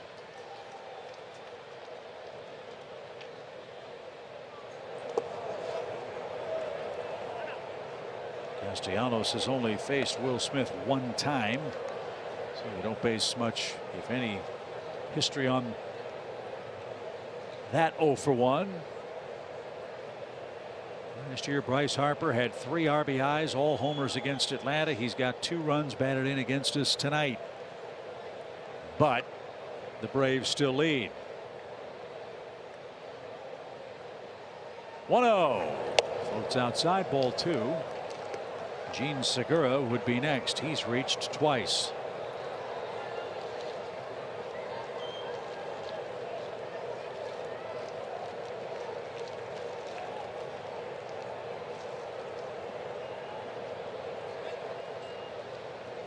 Dangerous pitch right here. 2-0 count. Castellanos thinking I'm getting a fastball, and we'll throw him a wrinkle. Slider, 2 balls and a strike.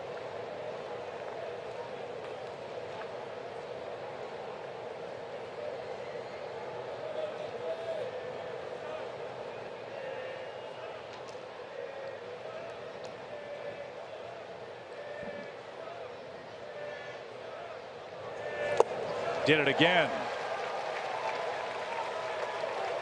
Well, partner, he's thrown 2 curves. He's thrown 2 sliders. He's back to a 2-2 count. Yeah, I'm going that slider again right here. Maybe a little bit in on him, down. See if he can get a swing and miss.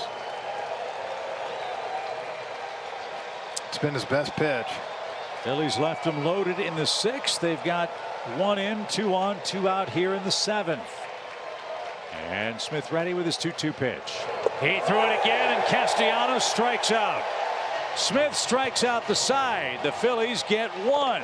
It's time to stretch. Exciting ball game in Atlanta. Braves and Phillies meeting in game 2 of this young season. Atlanta trying to tie it up with a 4-3 lead. Let's send it to Trevor and company with the stretch. The Stretch is brought to you by Georgia Natural Gas. Live the greener life. Welcome into the Stretch, presented by Georgia Natural Gas. Trevor Scales, Peter Boyle, and Brian Jordan out here with you on the Battery at Truist Park. And fellas, the Braves have gone from leading the NL in home runs at one point to, in this series, just racking up the small ball hits. Got 21 as of right now.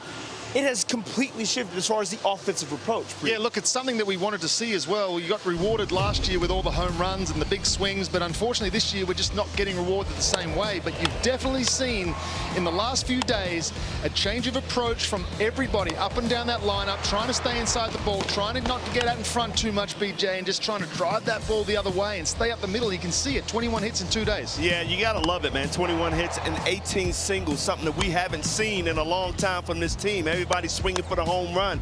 But we talk about making adjustments, changing your approach, and now we're starting to see it the last 2 games. Guys are hitting the ground ball to the right side, driving in runs on the right side.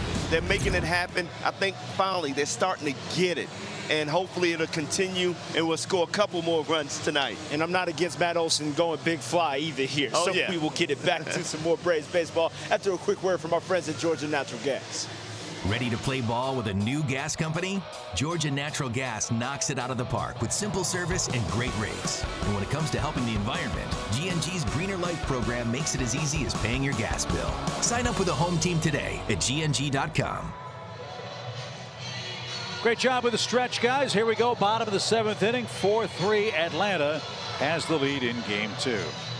Today's A-list premium member of the game is Brian Koenig of Atlanta. Brian's been a member since 2017, and his favorite A-list perk is getting access to the awesome Xfinity Club.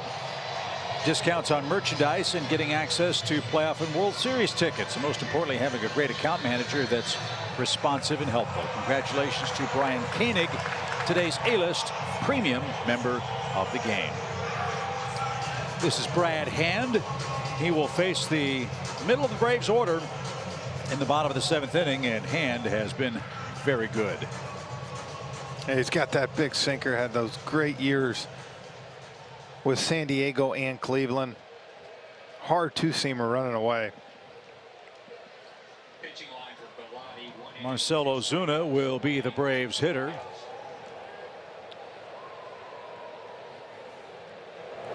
And before the inning ends, you got to credit Bellotti with a heck of a job, man. Bases loaded and nobody out.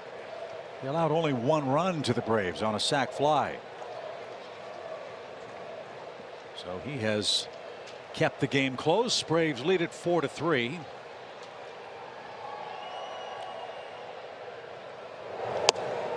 And another breaking ball.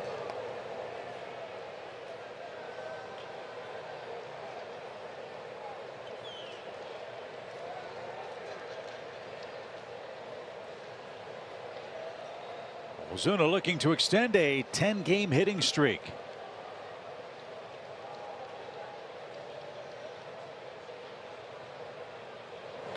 And he will. On an 0-2 pitch, Marcell Ozuna is aboard to start the inning.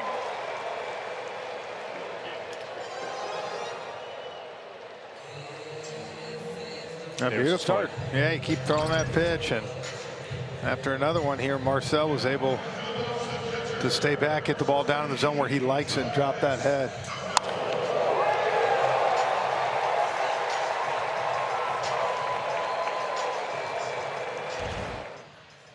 Didn't remember this, but Brad Hand made his major league debut against the Braves all the way back in 2011. He was a starting pitcher back then. He lost his big league debut, allowing 1 hit. A home run to shortstop Alex Gonzalez. How about that? Wow. When he was with the Marlins, then to San Diego, Cleveland, Washington, Toronto, Mets, and now with the Phillies. They say if you're left-handed, you can pitch forever. That's true. And Hand, still a young man. He's only 32 years of age.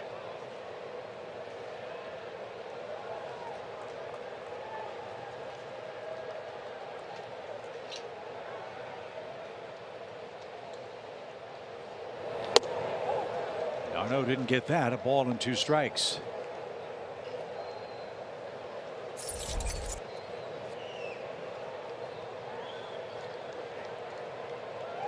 And out of Minneapolis, the Minnesota Baseball Player of the Year.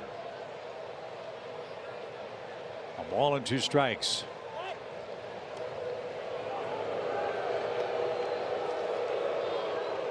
Also played hockey in high school. And interestingly enough, a right-hand shot, but he's a left-hand pitcher. The only thing he does left-handed.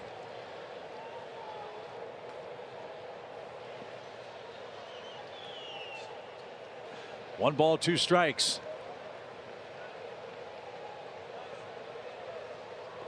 And a swing and a miss. This guy still has a premium fastball. That one at 93 and well located. d'Arnaud is retired. 1 on, 1 out. After getting ahead of Ozuna 0-2 and losing him to a single, he wasn't going to mess around with Travis d'Arnaud. So here's Matt Olson, homer off the foul pole. That solo shot broke a 2-2 tie.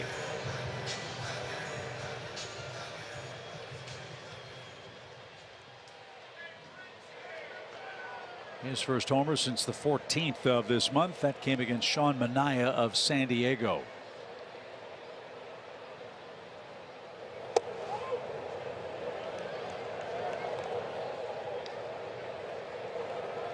Over half of Matt's hits have gone for extra bases this year. He added to that total with home run number 5.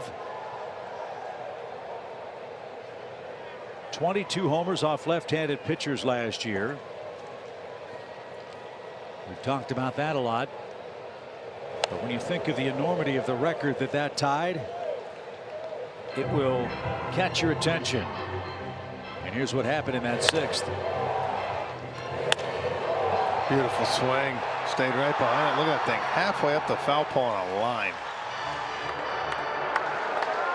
That was against a right-hand pitcher. Olson's 22 homers against lefties tied Stan Musial, who had 22 such homers back in 1949. Holy cow. 1 ball, 1 strike. This one served the other way. And they get 1. They get 2. And Brad Hand gives up a leadoff single, nothing else, and sends this game to the 8th, where the Braves have a 1-run lead.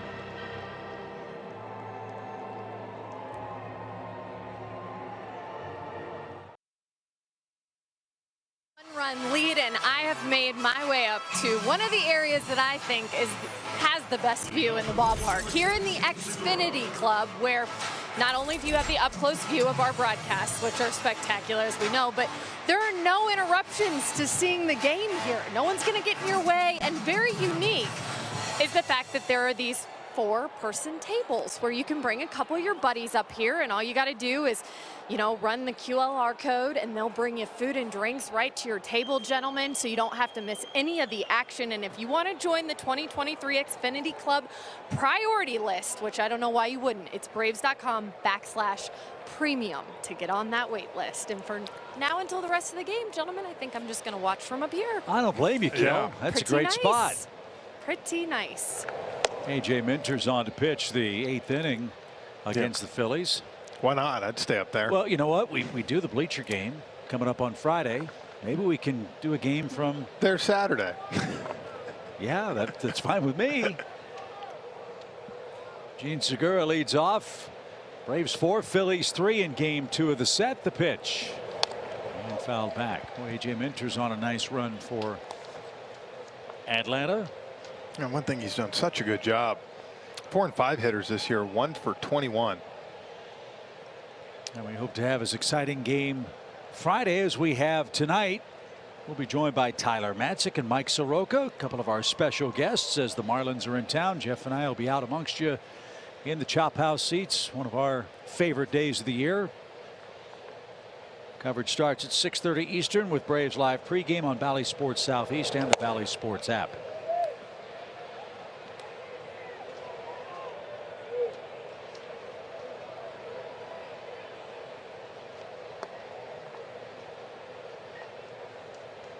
A.J. Minter has given up 1 unearned run in his last 8 outings. 2 balls and a strike. And Segura takes high. Don't walk him. 3-1. The guys in the bullpen have a couple of hitters of latitude in the 8th before you get to the 9th inning. Don't want to face Bryce Harper, not with the night he's having. Right now, you're looking at it. You got a chance to go, 5, 6, 7, 8, 9, 1, even if you got to face Bohm for Jansen. Driven to right. Ronald on the run, checks the wall, retreats a step or 2, and puts it away. Nice comeback from Minter. The flags are all but dead. Earlier in the night, that might have been real trouble. I told you we were good till 1 o'clock. And sure enough, as soon as the out's made, the wind picks up. I never imagined you would have that kind of relationship with Mother Nature, but it worked for the moment. Here's Kyle Schwarber, lefty-lefty, versus A.J. Minter. Schwarber tonight has reached base 2 more times. He walked 3 times last night. He's done that once in the 2nd game.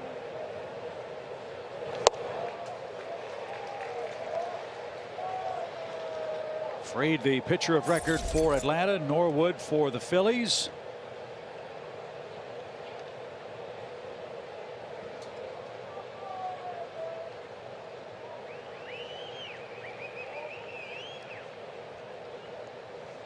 As Minter trying to set it up for Jansen in the 9th.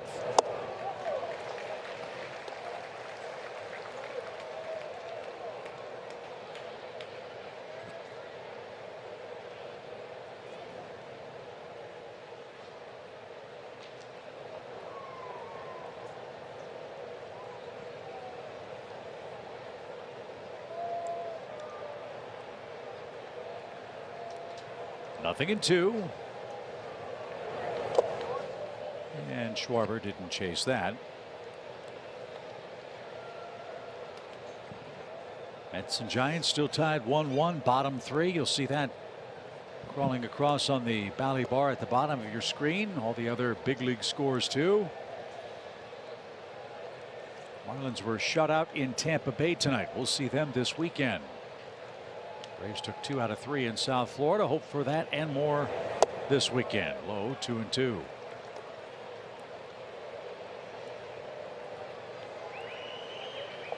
JT Realmuto waits on deck. Biggest sequence in the game came in his last at bat when Max Fried struck him out with the bases loaded.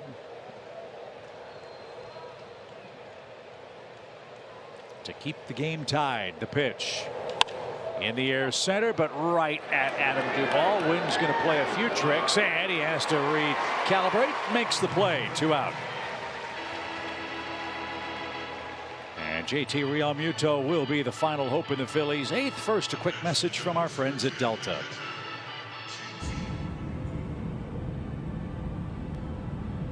Delta, proud to be the official airline of the 2021 World Champion Atlanta Braves.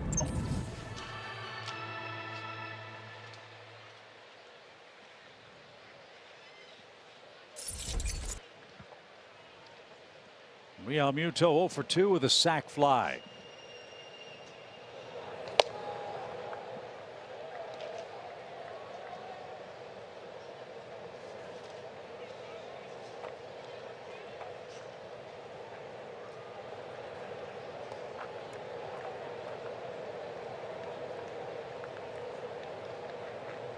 JT is 1 for 6 in his career against Minter.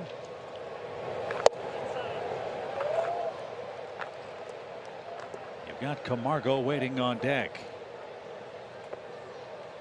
JT with 2 hits in the series, an RBI. And a definite power threat despite just 2 homers. This guy's a better hitter than .232, which was his average at the start of play tonight. Good strike there at 97. AJ's got his good fastball tonight.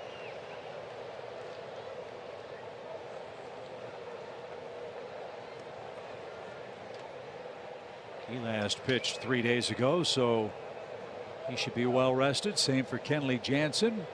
2-1 pitch is up the middle, and that's a base hit. So Realmuto picks up his 3rd hit of the series. And now the former Brave Johan Camargo will stand in with 2 outs and the tying runner on.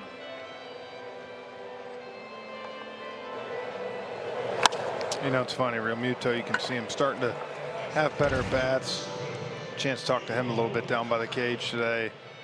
He just said, really, I'd never struggled this long offensively to start a year. He tried a little toe tap thing. He said, I finally just had to get back to what was working. He's too good of a player to me to be hitting 7 in this lineup. It's kind of the same way I feel about Austin Riley on the other side. I would imagine he keeps doing what he's doing. He's going to be ticking right back up towards that middle part. So here's Camargo. And look, these early matchups, you get a feel for the other team. It's in no way an indicator of how the season series is going to go. We talked about that last night. Last couple of years, the Phillies have boat raced the Braves in a 3-game series early in the year. We've got, after tonight, 17 more with these guys. And I think it's safe to say that both Joe Girardi and Brian Snitker aren't real happy with being under 500 a quarter of the way through the season. But both these teams, I think we would agree, are going to be right in the thick of things for a playoff spot, if not the division lead, when we get to August and September, if things go the way we think they will. And so far, it's gone well for the Braves tonight, protecting a 1-run lead. And that one in the air toward left, and it's going to drop in front of Ozuna. Big turnaround second, the throw into third, and Realmuto scrambles back. So this is what you didn't want to have happen. 2-out trouble brings up Roman Quinn. And even if the Phillies don't score here, you know you've got to face Harper in the ninth. Say, watch Realmuto go around second here. This is a good angle. You can see him. I'll tell you, if Marcel takes a chance here right there and throws back to second, he would have had him. Realmuto got caught halfway out there in no man's land. So Camargo with his 2nd hit of the series. The Phillies threatening again. They had 2 hits in the 7th, scored once. They have 2 hits with 2 outs in the 8th. And Roman Quinn, the batter, who walked and scored last inning. Well, that sets up an interesting ninth, doesn't it? Well, yeah, I mean, you know, right here first you got to bear down and get this out. Keep this game at a 4-3 lead, and then you're hoping offensively you can add on. Again, 11 hits for the Braves.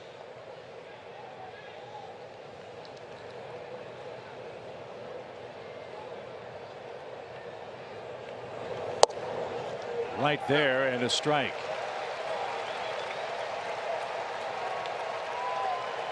JT Realmuto is a catcher, but he is a great athlete. He can really fly. Camargo is the trail runner.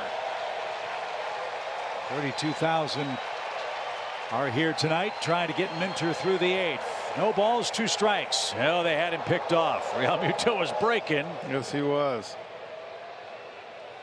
And Minter didn't risk it.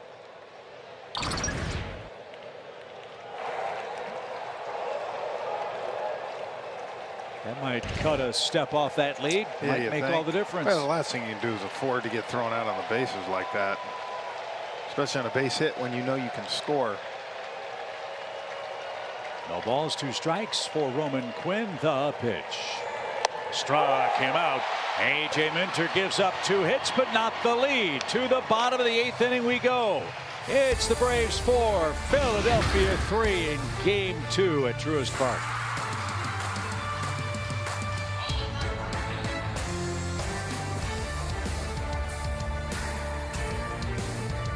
Sierra heavy-duty truck. Xfinity. Supercharge your home with supersonic Wi-Fi. Unbeatable internet. Only from Xfinity. And by Georgia Natural Gas. Live the greener life. The Braves trying to chop down the Phillies in Game 2. We head to the bottom of the 8th inning. A little insurance wouldn't hurt for Atlanta. Braves lead 4-3. Great moment before the game today. You know, we don't give players enough credit for their great fan interactions. There's a young fan in the stands before the game today while the Braves were stretching and getting ready for batting practice, and this kid threw a ball to Kenley Jansen. This is our T-Mobile coverage cam. The young man threw the ball to Kenley Jansen, who grabbed his Sharpie, went over and got all the guys standing around him for an autograph. How great is that? Good for him. Memory of a lifetime, a souvenir to boot. And we will see Kenley in the 9th inning. So tip of the cap to Kenley Jansen, one of the guys that gets it on the Braves team. Love that. Nick Nelson now on. He's from Braves country. Born in Panama City, Florida, lives in Wesley Chapel. Former Yankee. And he'll face Ozzie Albies, Austin Riley, and Adam Duvall in the Atlanta 8th. This is the group that's done a lot of damage tonight. 5 hits, 3 runs. A little more of that would be nice. Ozzie with 2 singles, 2 runs scored. He's also walked. So Albies will take a 7-game hitting streak into Game 3 action tomorrow.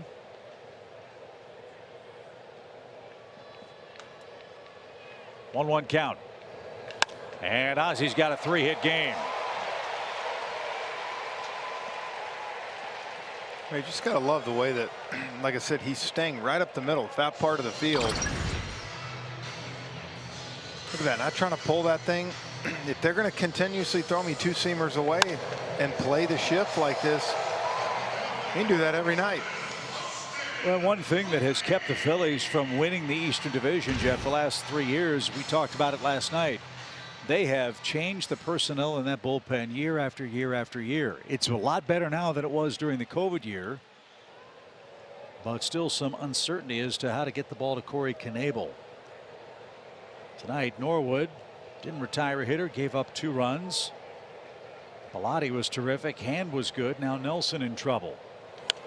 And fouled back by Riley. Austin has a 2-hit game. 2 hits last night, 2 hits tonight. So back-to-back games with double-digit hits for the Braves.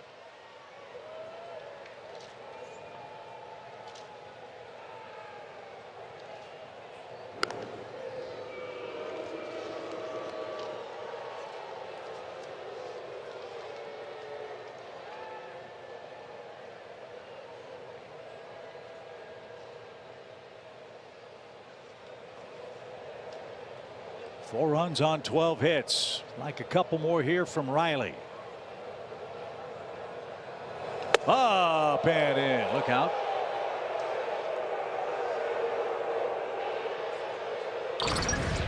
This was a changeup. You could see he got away from him.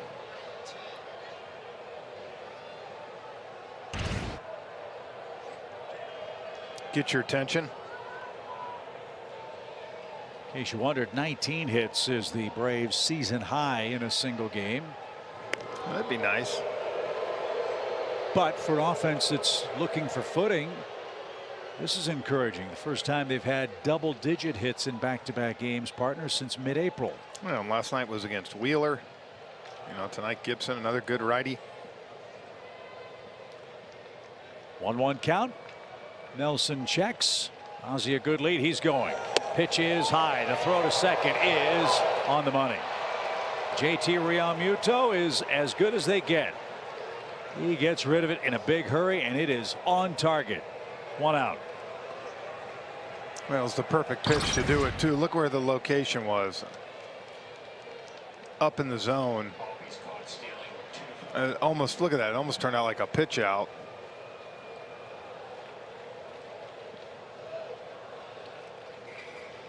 So the Braves took a chance. Ozzie tagged out by Segura. Good play. And a 2-1 count. Now 3-1. Look, I love the stolen base. I love that it's back in play. I love that teams are trying to force the action, especially with offense all around the sport struggling to put together big innings. As that's fouled back. 3 balls, 2 strikes. It's such a great part of the game, the cat and mouse between pitcher, catcher, and would-be base stealer. Then the ballet of to swing or not swing for a hitter, and the middle infielders getting to the bag, making the catch, and doing what Segura did and applying a tag. That was a terrific baseball play. Full count. And a swing and a miss. Riley is down on strikes. Nice comeback for Nelson. 2 down. Adam Duvall, the batter. Good night for Adam. Jeff, he's reached base 3 times. Yeah, had a good single there. Second time up. Drew a walk last time to load the bases.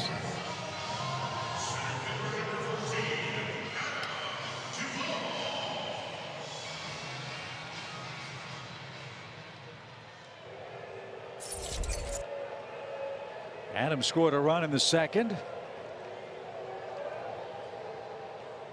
38 homers, 113 knocked in last year. Hopefully it's only a matter of short time until he starts piling up those kinds of numbers for the 22 Braves. We have Kenley Jansen warming in the bullpen. He's getting ready for the top of the Phillies order. Hoskins, Bohm, and Bryce Harper.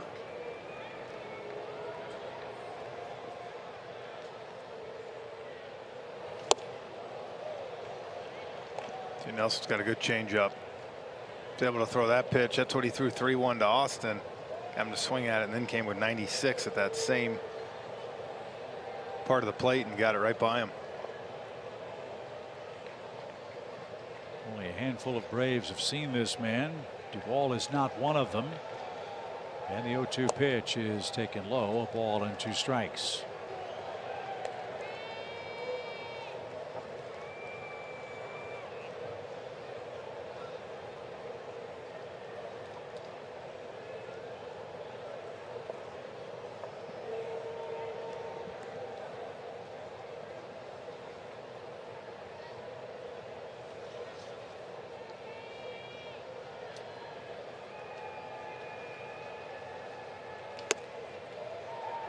Two and 2 in the Atlanta 8th.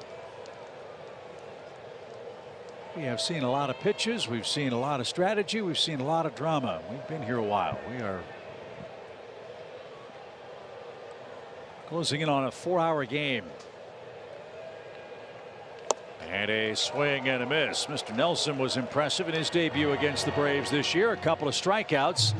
And now the stage is yours, Kenley Jansen. 4-3 Atlanta. We go to the 9th.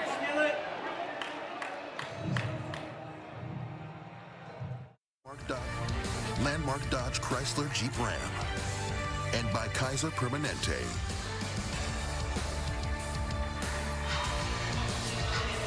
Well, anytime you see Kenley Jansen stride in, you feel good about your chances. He's here to protect a 4-3 lead.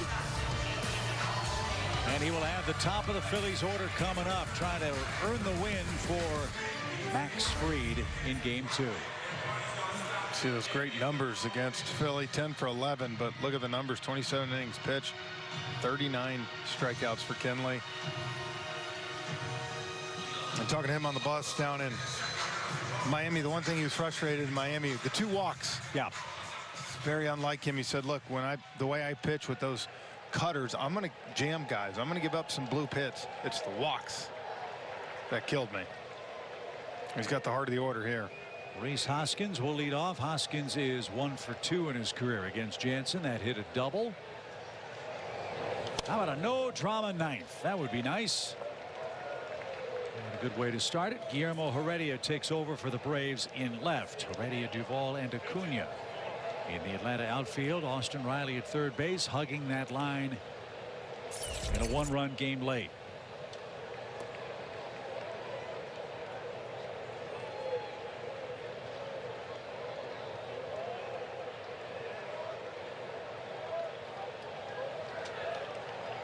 The 0-1 pitch. Out of play. That's headed to the third deck. Oh, and a fan from Decatur dropped it. Oh my. Routine can of corn and in and out of the hands.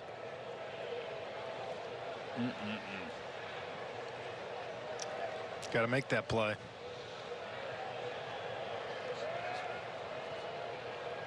No balls, 2 strikes as Kenley shimmies and shoots it.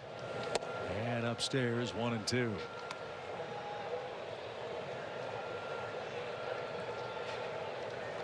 No such thing as an easy big league save. This is the toughest of them all. A 1-run lead. And the top 3 hitters in a big league lineup in opposition. Crowd hushed as Kenley ready with his 1-2 pitch.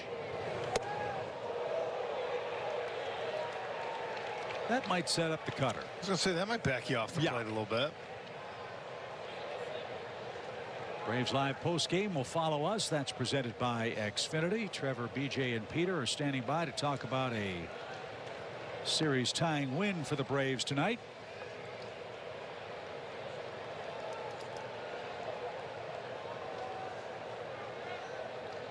As the pitch is popped back toward us.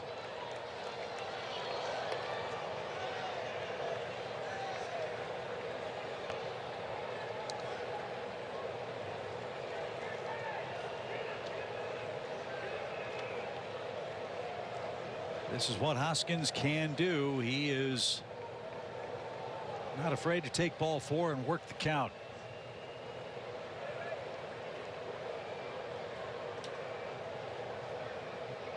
The 2-2 is hammered foul off the netting. He got 5 cutters and then threw a slider on him.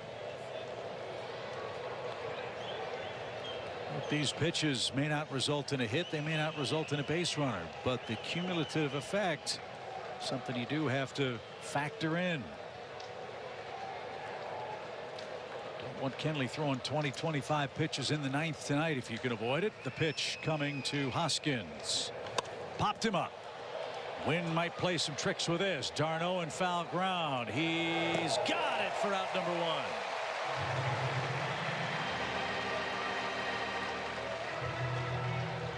Here's Bohm. Yeah, it's big to get that first out right there.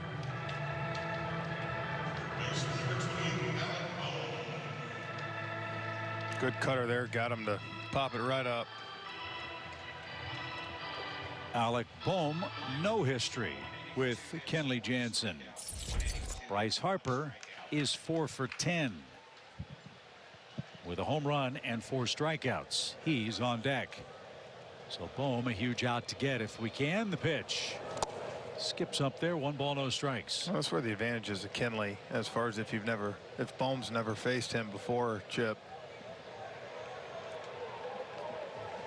You know, 6'6" coming at you out there with big cut. You just not something you see every day.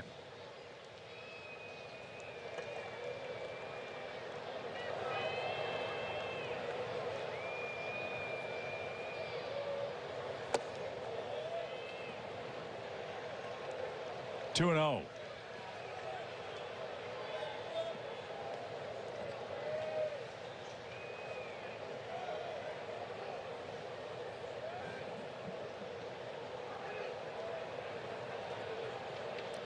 This crowd on the edge of its collective seats in the 9th inning. 2-0 count. Now it's 3-0.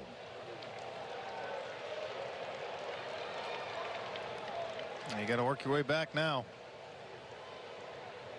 because that man could break the Braves' hearts if you're not careful. 3 balls, no strikes. And on 4 pitches, Alec Bohm coaxes a 1-out walk.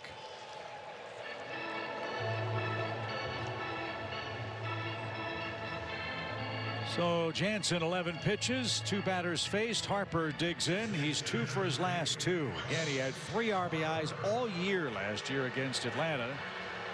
He has 2 ribbies tonight and a 4 for 10 lifetime mark against Kenley Jansen. 2 of those hits are extra base hits. Well, both the hits for Bryce tonight have been hard line drives opposite field, going with the pitch, not trying to pull it. You can see the way the infield shifted again.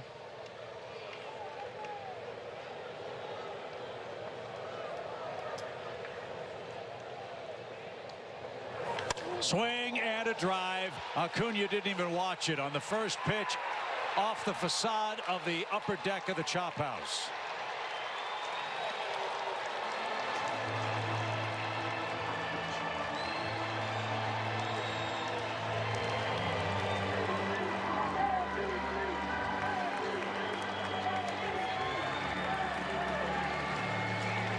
double, a single, and a homer for Harper in his last 3 at-bats, and the Phillies, after the walk in the 9th, take the lead on a homer. Yeah, look at location. Travis was calling for the ball up and away.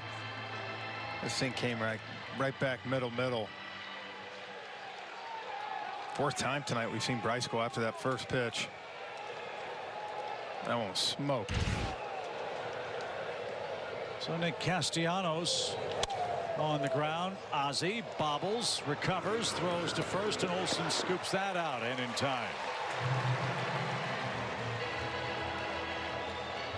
So let's look ahead to the bottom of the 9th inning, shall we? Swanson, Acuna, and Contreras. As Bryce Harper, the reigning MVP, showed you why with 4 RBIs in tonight's game. So that goes back to location on that pitch, Chip. Went right in his little sweet spot, down in the zone where he likes to hit down on it.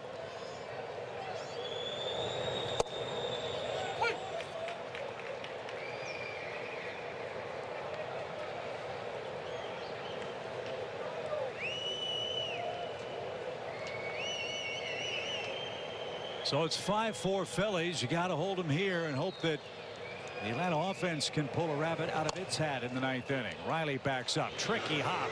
Long throw. Skips it off the grass. And that's in time to retire the sides. Jeff talked about it. Kenley's going to give up hits. It's the walk ahead of the hit that really hurt tonight. Yep. Got to score 2 here.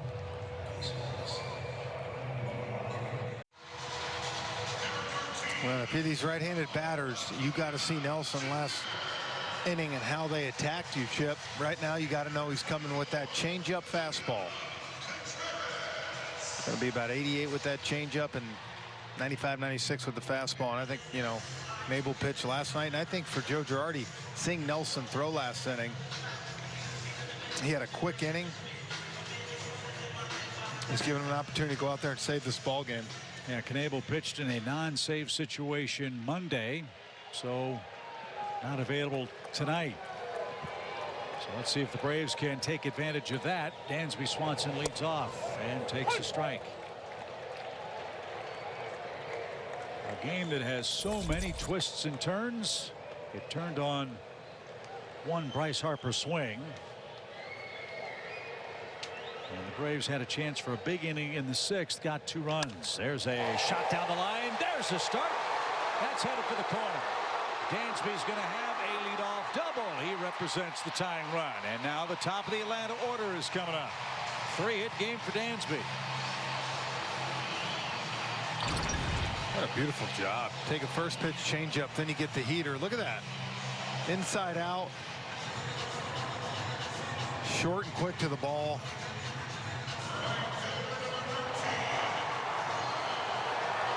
That's one way to answer right back, I'll tell you that. Now Acuna's got to get Dansby over at the very least. He'd love to get him in. He'd love to do to Castellanos what Harper did to him, and that's hit a ball over his head and not even have him turn around. 2 RBI night for Ronald. 2 hits for Ronald tonight. And snatch this one right back and stun the Phillies in the 9th inning. Tying run aboard. Pitch. Low and away. Ball 1.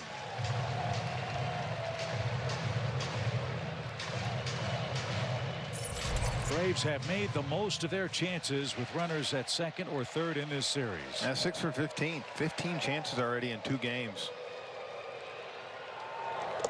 That one off Real Muto's glove. Tying run 90 feet away.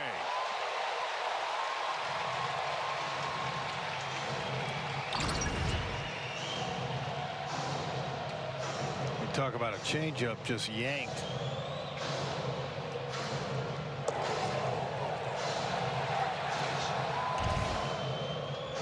Jesus Alvarado is getting up in the Phillies bullpen. He's the guy with the turbo split finger sinker pitch. Infield in for Philly. 2-0 count for Acuna. Let it eat, Ronald. There's the change. And it must, Jeff, come out of the same tunnel as that fastball. Hey, it's kind of, remember old Tyler Clippard for the Nats and stuff when he was kind of in his heyday right there, 94, 95, 96 with a fastball, and that changeup comes out same spot.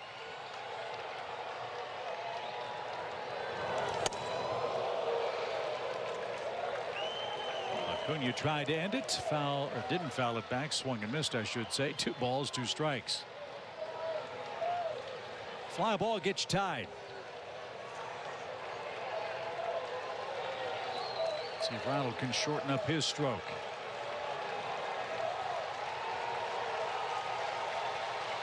Well, Nelson pitching, Knebel unavailable tonight. Delivery. High fly ball, right center field. Quinn and Castellanos are there. Quinn can't catch it. Acuna didn't run. Now he's on his way to second. He's going to slide in safely. So the Phillies botch a fly ball. Swanson scores. Ronald's at second. The shame of it is, if he was busting it out of the box, he might have made third easily on this play. I see Castellanos and Quinn kind of staring at each other. Look at this. See, Castellanos was playing in and kind of right and had it go, and at the last second, he was putting his arm out to tell Quinn he had it.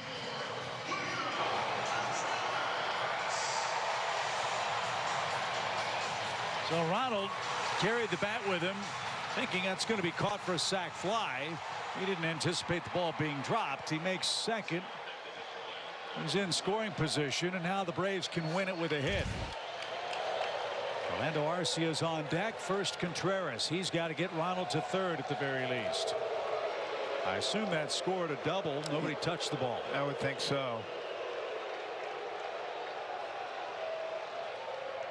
So last night the Braves had a miscommunication in right center field. Tonight it's the Phillies' turn. The Braves have tied the game 5-5 in the 9th. And that's one of those things that, kind of like we saw last night, center fielder's got to take charge of that ball out there. I know Castellanos kind of started to put his hand up, but Quinn, hey, look, it's too deep. You're not going to throw Dansby Swanson out at home, so you got to make sure you get the out. That's where the center fielder calls it off. Nice block by Rio Muto. Even count. Castellanos shortens up in right field. If the ball's hit that way by Contreras, he'll come charging and try to erase Acuna. We know Ronald, if he gets ahead of steam, he's not going to look at a stop sign. He may be thinking about ending this game.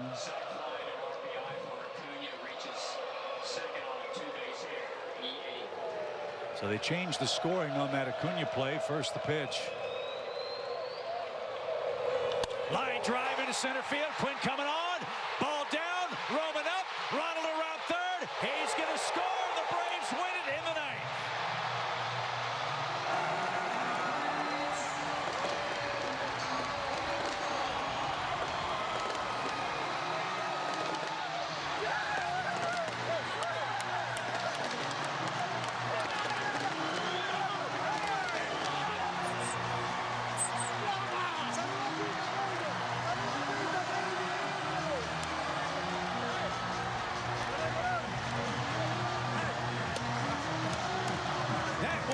Is one of the most unlikely 9th innings we've seen in a long time.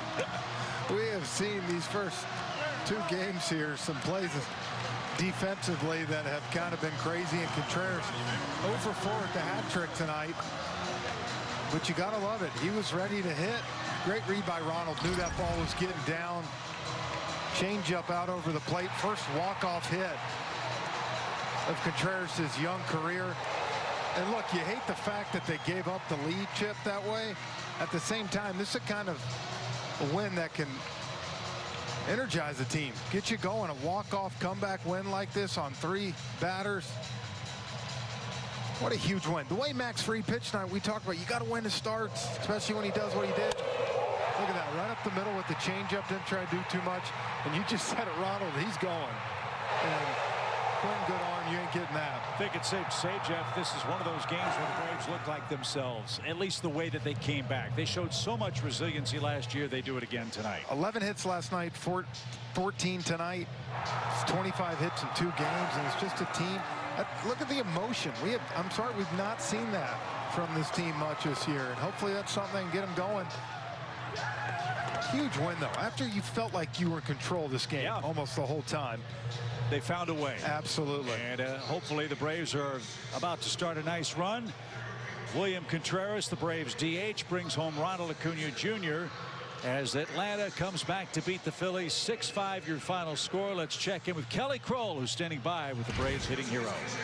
Well, thanks a lot. Your first walk-off hit of your career. Walk us through the emotions right now. Sí, tu primer walk-off hit. Cuéntanos de estas emociones, sí. Impresionante la...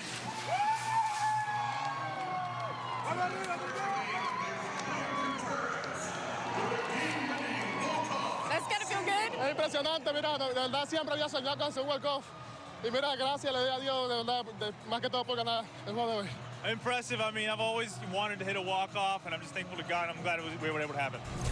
Describe what you're thinking when you see what happens in the outfield. Ronald gets to second. You step up to the plate.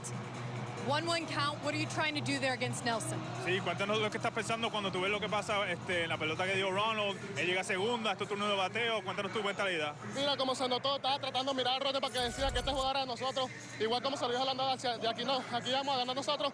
Mira, agradecido, de verdad, contento, muy feliz. Yeah, I think we're just supporting each other. It was the same thing. You just had that mentality that, you know, we're going to get it done here, and, you know, just really happy for us. Speaking of that, comeback win here tonight. You tie up this series.